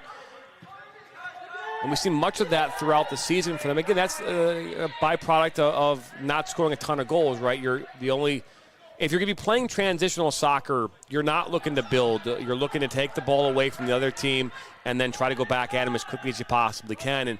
And obviously, if you don't get the ball back a lot, you don't have a lot of opportunities. That's why it's only three shots in total, 2 of which been on target. And both of the opportunities have come in transitional moments in this game, not from build-up, like we've seen here time and time again from the Crusaders. So that's why being very good, sound defensiveness is very important if you're the Warriors, because again, giving the ball away in your defensive third, giving the other team an opportunity to, in your final third, not a good thing at all. And we have seen some opportunities here today from the Crusaders that have come off of miscues defensively from the Warriors. You talked about the importance of not turning it over. The zone they're in right now, that's the zone where you don't want to turn the ball over. But here you go again, lob and run and try to play that transitional game. And I think it's because they realize that's the game they need to play in order to beat Madonna. You can't. Don't play by their rule book, right? Try to force them to play by the way you want to play, which is we're going to get it, we're going to turn it, and we're going to run with it. And like I said, that almost broke through for a couple of different opportunities in that first half. So I don't know if Madonna made any sort of key changes here to try and shut that down in the second half. We'll see. Ball up here towards Nikajima. Nikajima now into the 18. Nikajima puts it past Tozic. It's 2-0. Nakajima in the 50th minute gets the goal. And look, Tozic has to think about so many things on this play too, and that defense, because you have Jordi Lopez streaking right down the middle, so he had really 2 solid options. Did he on that play? He could have centered it for a one-timer, but that time he just decides to feed it right past Tozic, and unfortunately, you can only do so much as a goaltender, especially when you have that much time on a breakaway like that to decide what you want to do with the ball. That was a quick shot, just kind of sizzled it right past him there on the lower left part, but that's a really tough position to be in as a goaltender. And again, that defensive back line, I guess, just getting worn down a little bit here. They just got beat. So Lopez is credited with the assist on that play as Ryota Nakajima getting his 5th goal of the season. It's 2-0 here in favor of the Crusaders. And something we talked about, obviously 2 goals is nothing. It's not a dagger, in the heart of a team. That 3rd goal is the one that becomes the most important in this moment. We always say when there's a 2-0 lead, the next goal wins the game.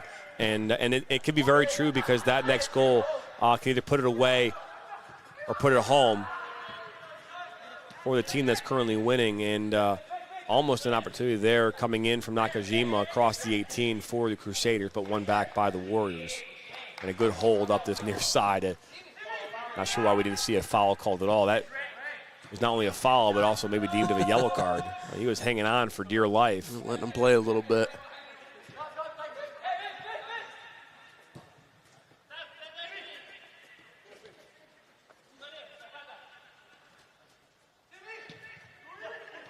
Ball inside the 18.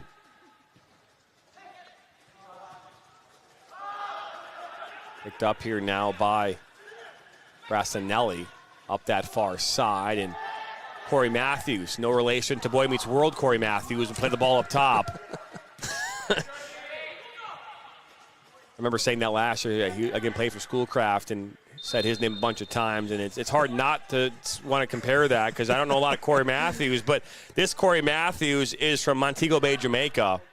Corey Matthews was from Philadelphia. Yeah. Yep.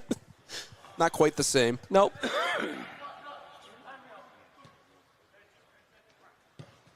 Nakajima into Lopez. Now Gomez out wide, looking for Matthews. Daoud there defensively, and he'll watch this one go out.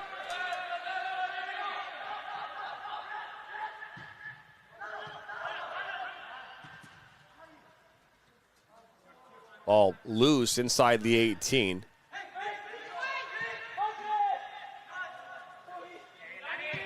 Now here comes the Warriors. Ball pushed out wide. Tankovic. Tankovic tries cut back. Good defensive work by Harimi. Tankovic goes down inside the 18, looking to draw the penalty. He's not going to get it.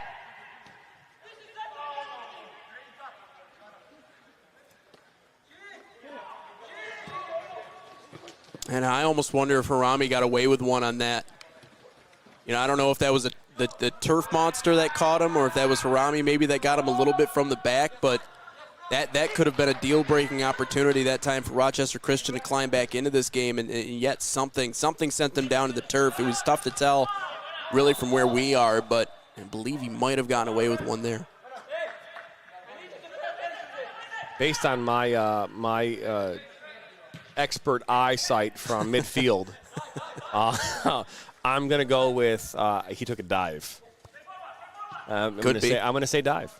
I don't know if Corey, our producer, got a replay of it, but maybe we'll take a look at it. To me, it looks like he got inside the 18, knew he couldn't go where he wanted to, and he took the dive route. Sometimes referees will buy that. Sometimes they won't. Sometimes you'll earn a yellow card for the dive. And if I am wrong, I will admit I'm wrong.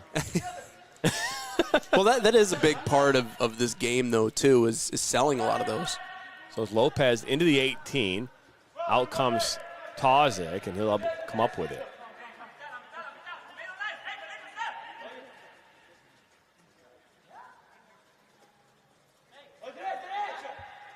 I mean, at least from your experience, how big is trying to sell calls like that? Oh, as a player? I mean, here's the thing. I always told players, you know, you use your positioning on the field to gain an advantage so that you could either earn calls or, you know, have another player, you know, receive a call, right? We always talked about that. And again, because I always said, you know, if you're trying to gain position on a player, go grab a shirt, and do so when it's not on the eyesight of a referee. It's not meant to be cheating. It's more about gamesmanship, right? The whole point is to try to, especially in physical games, to try to gain advantages wherever you can. We never taught our players to dive inside the box. What we said as players is fight hard, and if you go down the box, sell you going down, right? Sell it, you know, scream, make a loud noise, you know. And we would never tell our kids to look like they're acting like they're broken a leg inside the 18 and then miraculously show back up. But that's the one thing that we always talked about. You can't do that. But, you know, you go down hard inside the 18, you know, try and sell that as best you can. Because, referees will sometimes make a call based on a player screaming like they just got, you know, shot out of a cannon, you know, and that's fine, you know, but that's also part of the game. So that's one back here by Gomez and the Crusaders. Nakajima, who just scored that goal back in the 50th minute, just about 5 minutes ago. Looking for Lopez. Warriors now will look to build Junkai. One right back by the Crusaders and a hard collision. Referee says keep it going. A little sloppy play there in the middle of the park for a moment. The ball pushed out wide. Stojanovic. Now Daoud.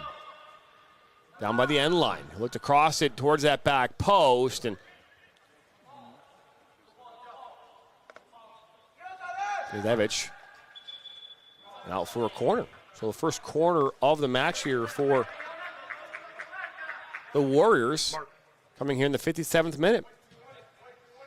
Now, that was nearly a really good feed, too. Had a man back post, just let him a little bit too much on that one. But good awareness there on that last play. Just tip it off the opposing player. Give yourself an opportunity in the corner. That was good situational awareness, high IQ move to get this set piece. So Dokic will put this one back in for the Warriors. Ball played towards that back post. Now Daoud. Not a big fan of those balls. You know, I'm a firm believer in well-driven balls. This ball played back in and hit clear away by Henrique, and a half volley attempt. Poor at that by Luka Knežević. But a good ball that came in. That's the kind of ball that they should have did on the corner kick, not on that cross. Obviously take both of them, or at least both attempts should be driven like that. But I just don't understand why you're lofting balls in. You know, you can't get any pace on that ball. These balls need to be driven. I'm a firm believer in just lasering balls into the 18 and forcing players to have to make decisions. Yeah, and force a deflection too. I mean, how many times have we seen a bad deflection and all of a sudden it's in the back of the net, right? Like, and Dan Stickrat, you know, doing games with him, I remember him always talking about the importance of just putting balls on. It's a great pass up the middle. Now Lopez will take a back heel. Look at another assist to Nakajima, but that's well defended by the Warriors.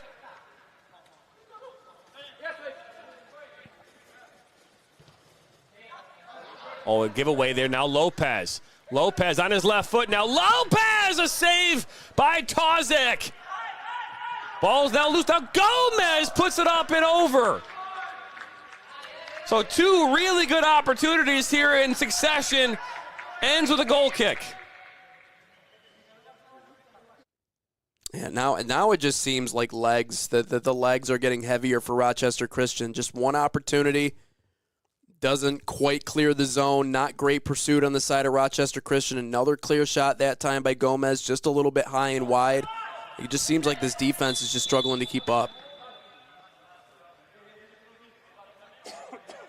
Maybe the flag went up here for offsides.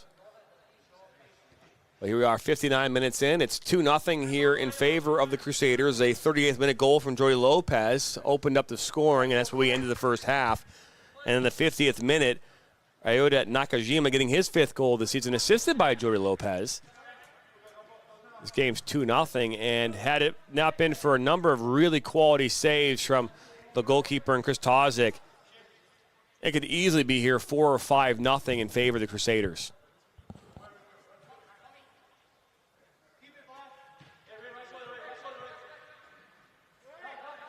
And I think when this season comes to a close, you know, no matter how it ends, really on the side of Rochester Christian, I think it's important to really take a look back at what the junior and Tozic was able to accomplish this year, and just the volume of saves he's had to make so far this season. Even to put Rochester Christian relatively in the conversation, just being 2 spots out with 6 remaining. I mean, you still legitimately have a chance to sneak into the tournament, but if it hasn't been for his work and what he's done in goal to try and keep these guys in it, you're not there. So, you know, despite how many goals he's allowed, I think that's a very deceiving statistic. You have to look at the body of work as a whole, and he's really done his part. They say you can't win championships without great goalkeeping, and that's entirely true. I mean, you see, look at the teams that have won championships along the way. They've had to have great goalkeeping, you know, as part of that the equation. There's a lot that goes into winning championships. Obviously, luck has to go your way. You got to get calls from the referee. The ball's just got to bounce your way, and ultimately, good defense and great goalkeeping will get you there. Those are a lot of the things that you need. Is this ball is played in off the corner, the second one. of the afternoon here for the Warriors. It's put away or put out for a goal kick by Stankovic. But you just talk about that winning formula, right? You look at just what it takes to be successful. You talk about just different levels or different sports. You got to be great at special teams, defense and offense if you want to win a Super Bowl. You can't just be good at one of them. You got to be good at all of them. Right. A lot of times you be great at all of them. Now here comes Corey Matthews up this far side, near side, plays inside the 18, shot low, and Harami puts it wide.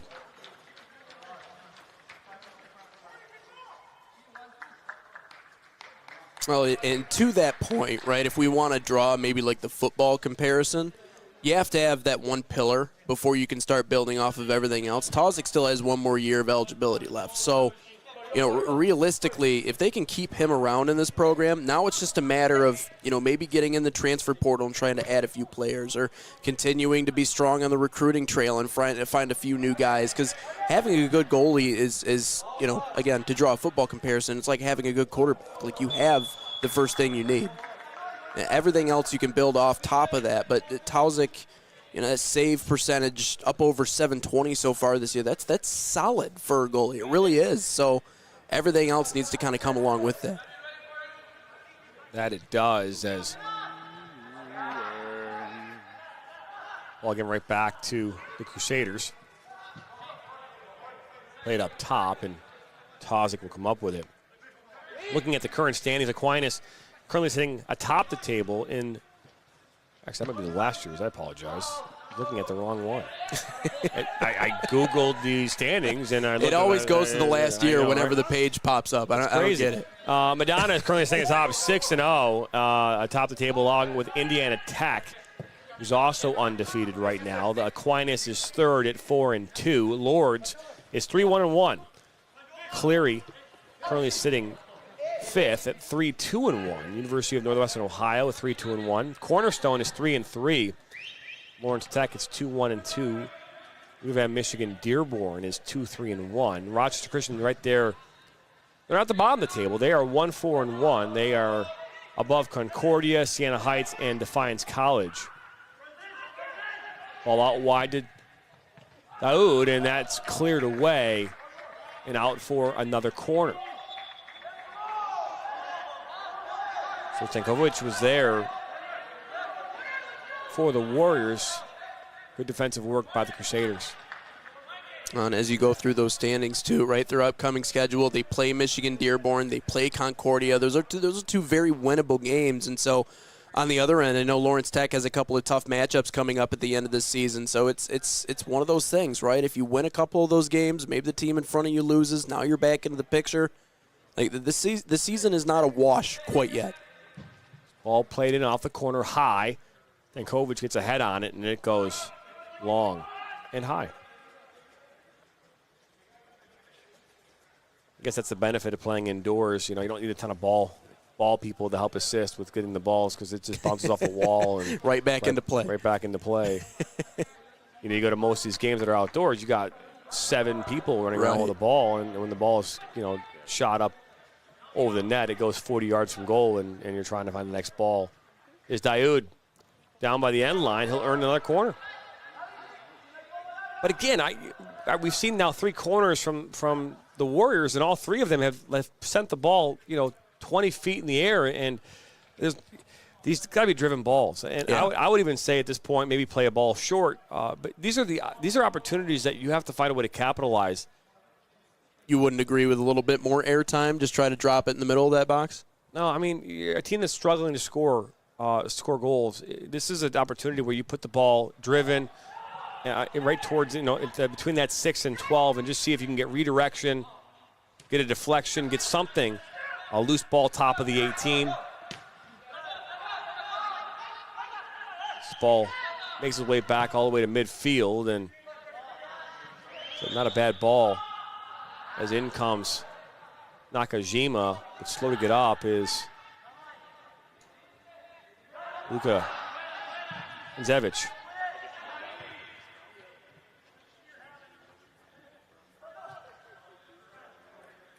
Gomez. They were looking to play it into Lopez, and that's deflected out. Nope, still on the pitch. Now it's out. It's kind of hard to tell exactly where that line is, especially in these indoor facilities. It's a lot wider than what it looks like, especially from our angle down here. So Donna kind of tiptoeing down that line right now. All played up and out.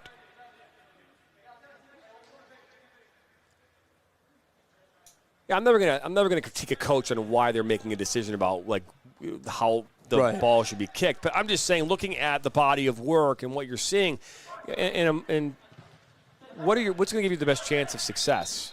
You know, is it a lofted ball where a team that hasn't given up a ton of goals this season can have time to get under the ball and make a decision and make a play, or is it one where you just rocket one in and see if some chaos can be ensued? At the end of the day, a ball that hits off a tree, off a rock, a squirrel into a hole is still a hole in one, whether how ugly it was. Right. You know what I mean? So you don't. I know that a lot of players out there they pause and they take their time for these unbelievable shots that go upper 90 and that are highlight reel goals. But as long as it passes over the goal line, who cares how it got there? Right. I don't care if it hit off of 4 players on the way in or hit off of the ref. Like can't off the ref, unfortunately. Hits with the ref now. The game comes to a stop. But used to be hit off the ref, it could go in, and it counted. But I don't care how it goes in as long as it goes in. Well, and in a matchup like this, where Rochester, that is, Christian is, you have to make it messy. You have to make it chaotic. It has to be mayhem. That's the only way that you potentially come out of a situation like this with a draw or with a win. It has to be of that variety. So, no, I would definitely agree with you on that. A couple weeks ago, I was doing an Oakland University game, and we saw a player take a shot from 35 yards out through traffic, and the goalkeeper made a mess of it, went right through her legs. Yeah. You know, and again, does it matter? At the end of the day, goal. It counts. So that's all that matters. And, right. and I think the players, especially attackers, I'm not going to say midfielders and defenders. I think there's a lot of defenders out there that just want to take shots because they want to score goals like anybody else. But I think a lot of forwards, they get this mindset that it's got to be like this bender right footer off the post, nothing but net. And that's not the case. It's just got to go. It's just got to go in. And I would love to see more players just taking shots through traffic because it's so hard for a goalkeeper to read that, to see it. Deflections happen on their way in, and that's. And to be fair, you're on TikTok a ton. You see these. I don't know if you see these goalkeepers who are doing these trainings where they have like 5 players standing in front of them, and all they're doing is the ball coming in, they're hitting with their hand, and trying to redirect it, so the goalkeeper has to make a decision. That's what we're talking about. Right. There's a reason why coaches are teaching that because they want players to be able to react to a deflection or a misdirection, redirection. This ball's played in. That's not a bad ball at all and cleared away just before it got to Alatuli.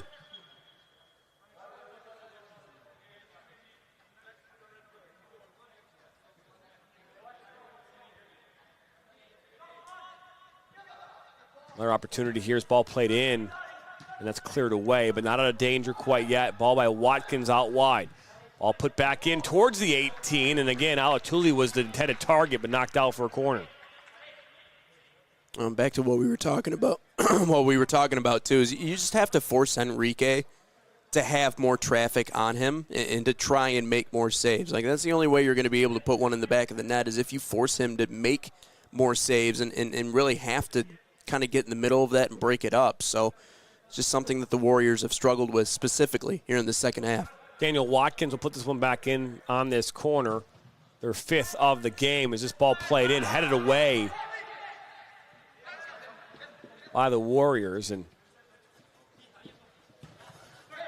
Stojakovic plays inside, and this ball played long up this near side, looking for Stojanovic, who's again, he's had a number of opportunities in this one. 2 highlight reel type opportunities. Now last touched off the Warriors. I mean, again, statistically, looking at 18 shots for the Madonna, 8 of which on target. It's forcing 6 saves out of Tazik. Rochester Christian has 6 shots, of which 2 on target, both of those coming off the foot of Ivan Stojanovic. Now Junkai. Got 2 defenders trying to fight through that, but the battle won by the Crusaders, and here they come.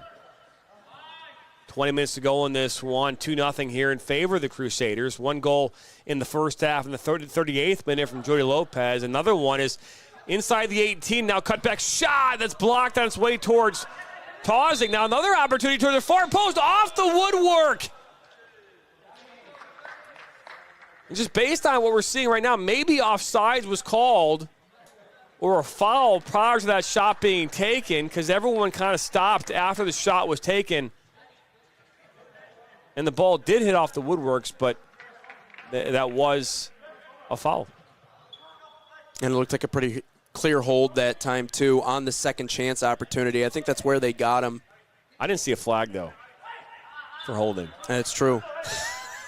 Some sort of physical play. I just realized they were able to battle it back and get it back to themselves. So I think it was something in that exchange. Usually a spot foul, 10 yards, but we did not see that either. I'm just theorizing over here. Wrong sport. I know. This ball played over the top. That's a good-looking ball. Alatuli just can't settle it down, and now played back to Tauzik.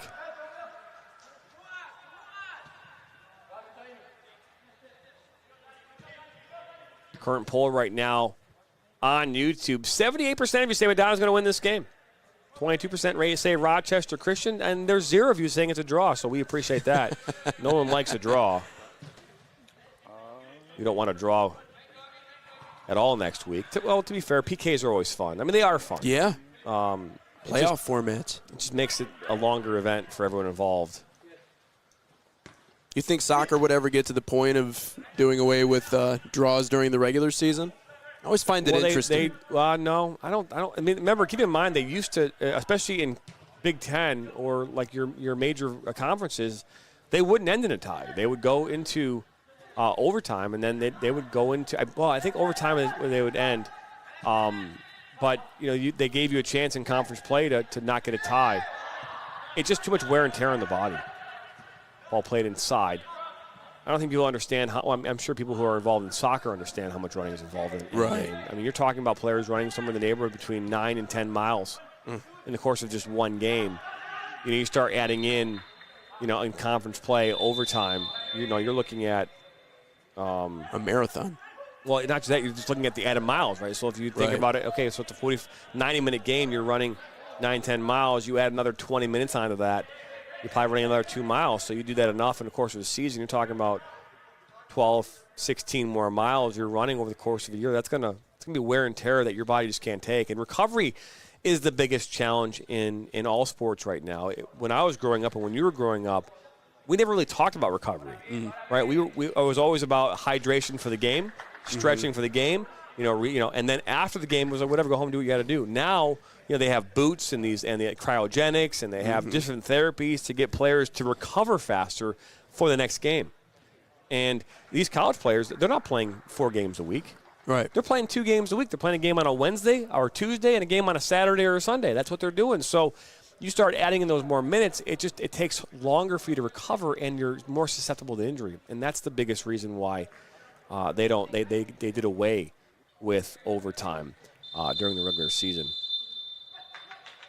Again, if you're joining us for the first time here, we appreciate you stopping by. Hit that subscribe button, like us, and share this with your friends and family. Got a lot more action coming your way. 20 games here on the network next week. We start with high school soccer. Well, 5 of those games will not be on our platform. They'll be on the NFHS network. We might do audio only. I haven't decided yet. That's a decision I'll make probably sometime tomorrow afternoon. But we have 5 games, really good games. District 14, that looked like it might have been a foul, and the referee agrees with me. But he's actually going to, it's a foul there. Foul on the Warriors. That was Sean Reardon from Waterford, Michigan, the senior, who shoved over Torres, I believe.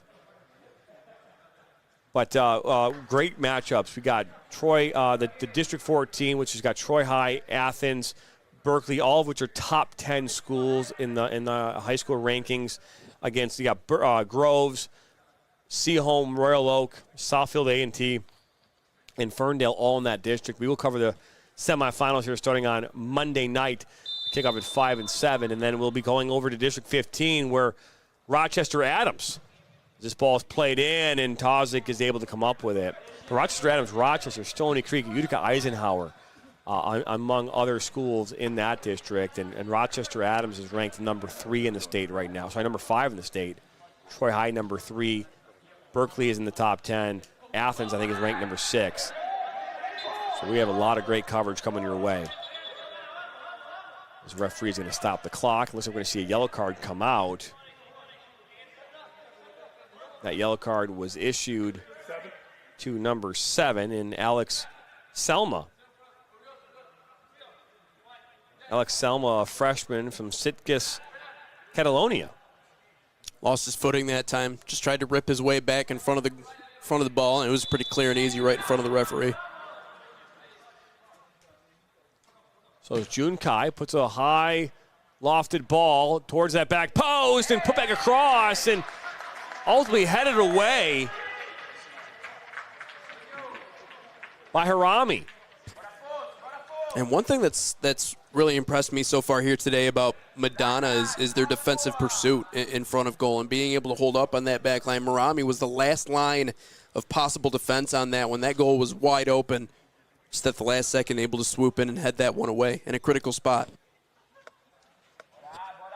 Kinzevich will play this one in towards that back post and once again headed away for a corner. Looked like Farah Ishak was the one that was the intended target, number 19 for the Warriors. Kind of taking your advice a little bit there too. Fired that one in right in the middle. Just didn't get the deflection they wanted, but it's kind of what you were talking about. That should be the strategy right now. Just need a good deflection. This is their 7th corner of the afternoon. Ball comes in. That one's put up and over. It looked like it might hit off.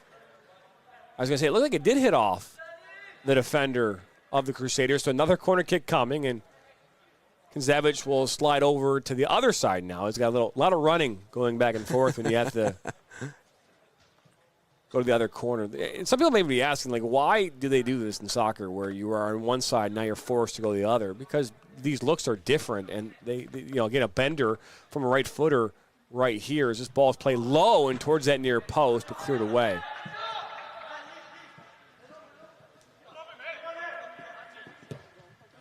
Played back up.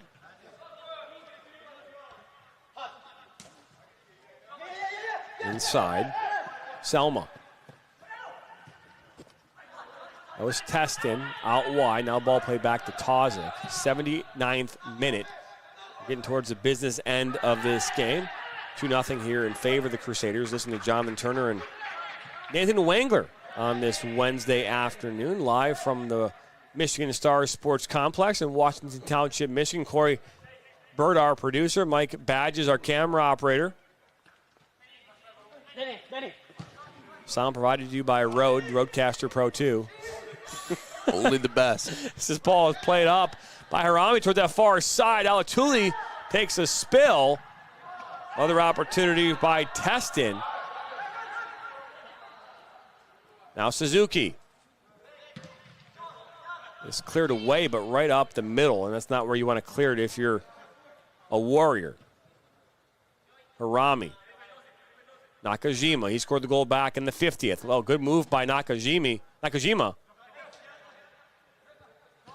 And he'll put one toward that back post and right into the hands of Tauzik. Good work there by Teston. He just couldn't get enough on it. Yeah, look at the footwork that time from Nakajima, too. 1 defender, 2 defender, 3 defender, able to work it back to the left. And the way he spun that one was perfect. Absolutely where it needed to be. Tauzik, just a better job on the receiving end to stop that one. So 21 shots in total in this game, 9 of which have been on target. 2 goals to show for it.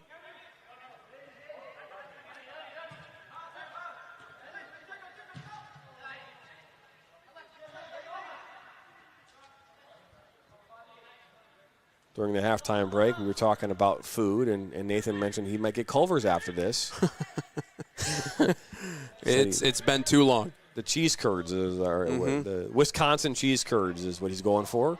Take about 6 months off your life, but give or take. Might be worth it. Is that per cheese curd or total for all cheese curds? Is it I would hope it's total.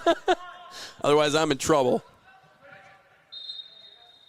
Last college soccer game I did was down in South Bend, and the one thing they have that we don't have up here, I actually have one of them in East Lansing, but that's a Raising Cane's. Oh, yeah, they're good. And that's the best fried chicken I've ever had. The best, Easily. huh? I mean, Chicken Shack is up there. I'm not going to lie. That was pretty good. They are crunchy. It's the crunch. It's a lot of fried stuff. It is a crunch, you know? And those roasted potatoes will always get you. The arteries are suffering, but, it's, like I said, it's worth it. To some.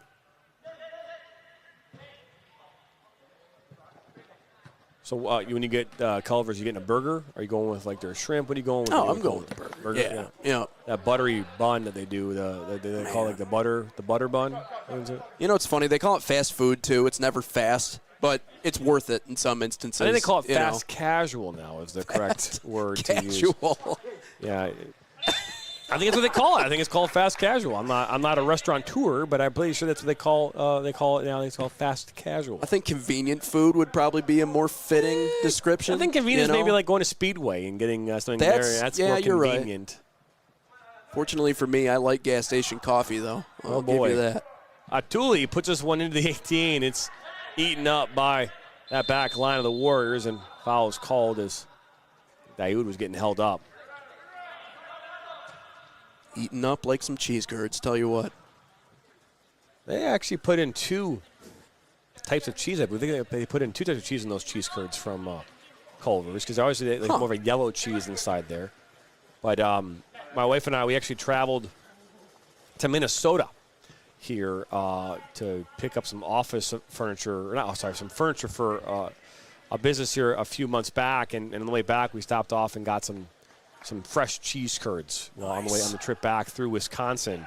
And I'll tell you, man, they were good. Oh, that's the real deal. That's the real deal. And it's funny because, I guess Wisconsin obviously is known for being a cheese place. Right.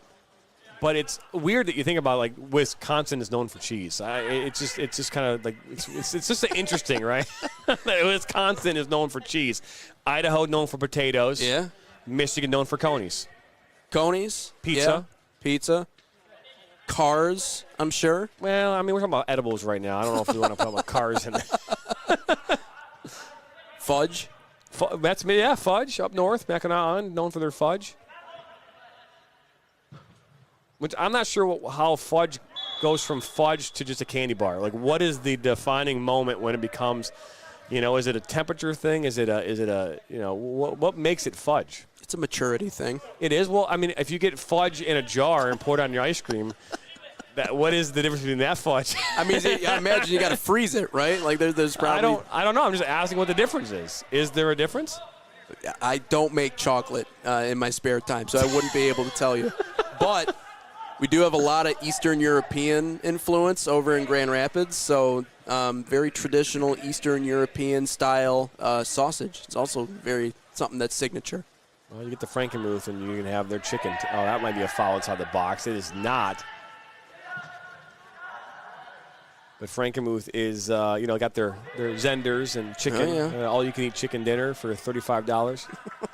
all the fixings. What restaurant are you referring to? Zenders. Oh, Zenders. Yeah, okay. Zenders. Yeah, right. Zenders and they got Bavarian Inn. They're both both offer the exact same thing, chicken.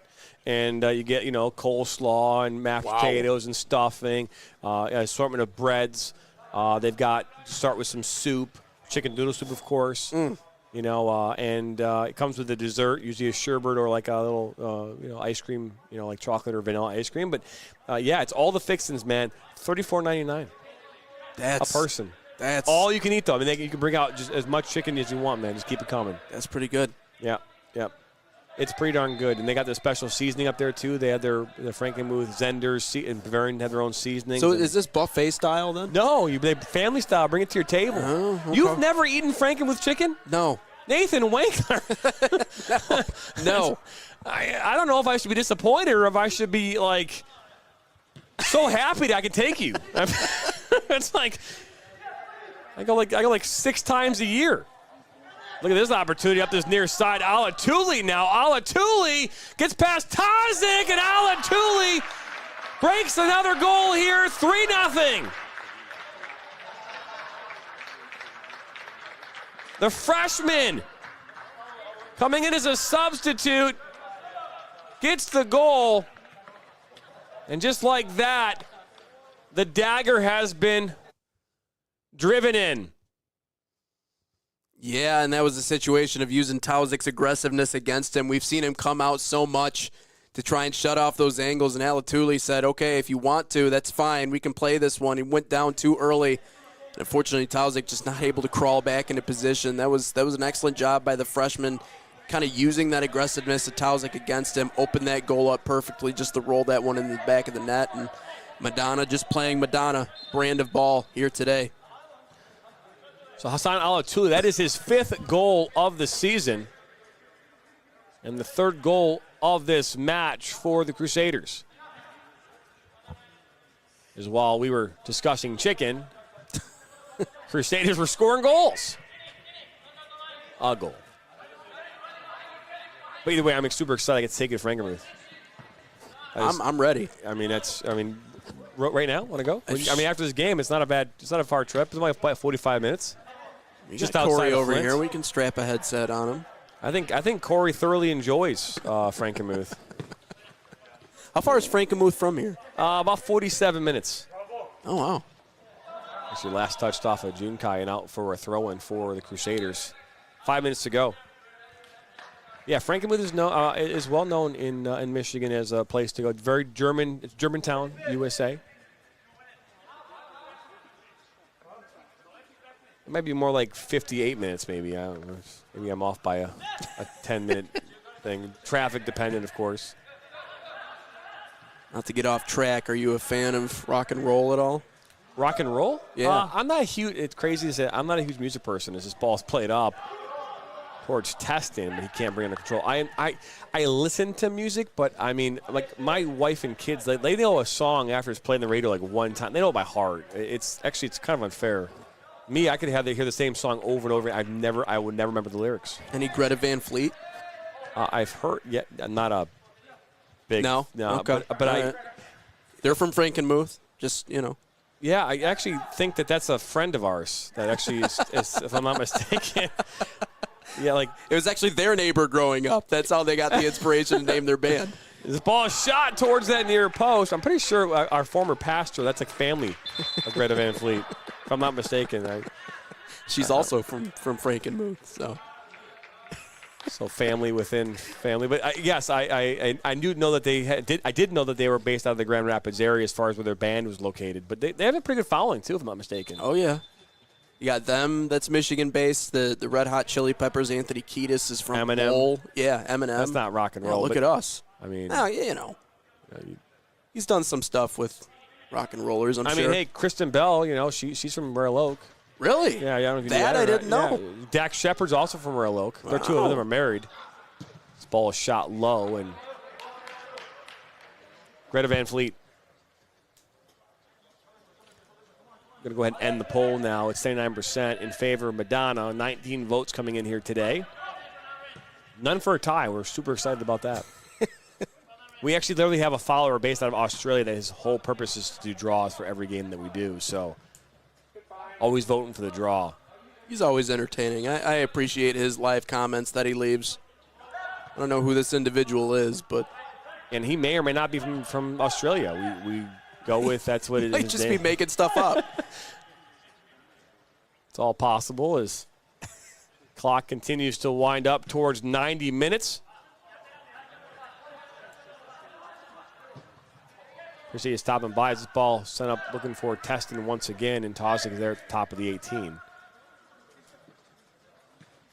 If you're Nicholas Ranieri and you're in your first year, you've won one game, you've only scored 8 goals through 11 games.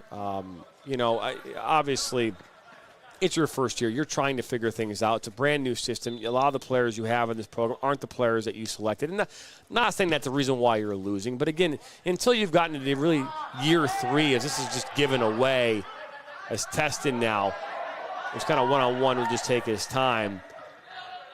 what does he have to do to kind of get, I guess, players more, not to say bought in, but get them more into a spot where they can take this, learn from this, and maybe find some more success on the field? Well, first of all, they have to learn his system, right? And that doesn't happen overnight. So I think that's the biggest thing for them. We talked about having Talzik in goal is obviously the first real big step in that direction of getting this team to a point to where they need to be. But the other side of it is get on the recruiting trail, right? Get in the transfer portal. Go to those places where a lot of coaches are starting to find a lot of their top-end talent. Go find some players that maybe didn't pan out at a Division II or wherever else that they were playing, and try to get those players bought in. And also utilize your networks around here. But, again, those networks take time to form. But in this Detroit area, when they are strong, you're going to find a lot of talented players that are going to be able to help your system. And, truly, if you have the choice between going Division II or going NAIA and really standing out as one of the best players on the field, that has to be kind of a pitching point for Ranieri as he goes out onto that recruiting trail. Like, you have to do your best to try and convince players to come in, and let's face it, a couple of transfer portal players, all of a sudden they're in a much different position than what they are now.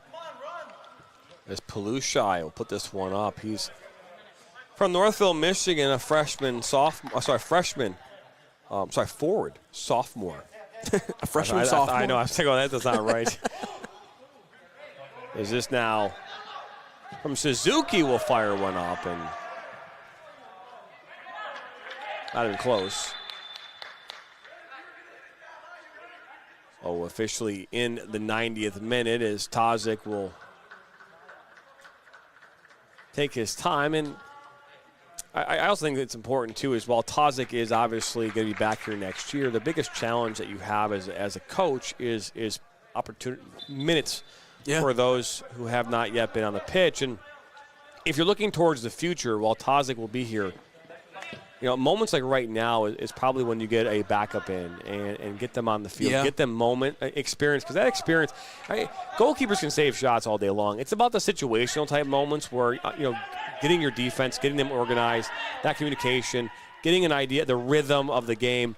Stopping shots, to be fair, that's the easier part of being a goalkeeper. The hard part is managing your defense and understanding the game, when to do certain things and when not to. So, moments like right now is when another player should be in the goal for the Warriors. Is now here comes Daoud. Now Daoud comes up, but out comes Henrique, and he'll stop that promising counterattack.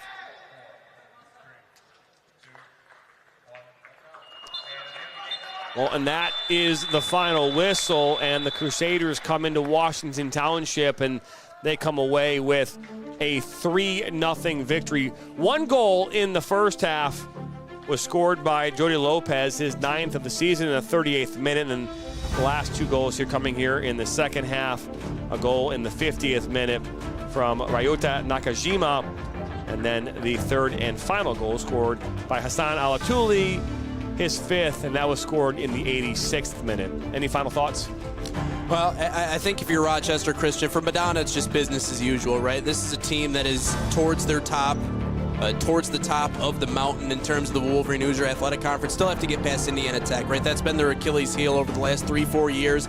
They've been in that position. They've run into Tech, and they haven't finished it. So for them, just continue dominating the way they have. On the other side, for Rochester Christian, you talked about it's easy to lose a team sometimes when the season's going like this. Sometimes things start to fall apart. Sometimes players start to play for themselves more than play for the team.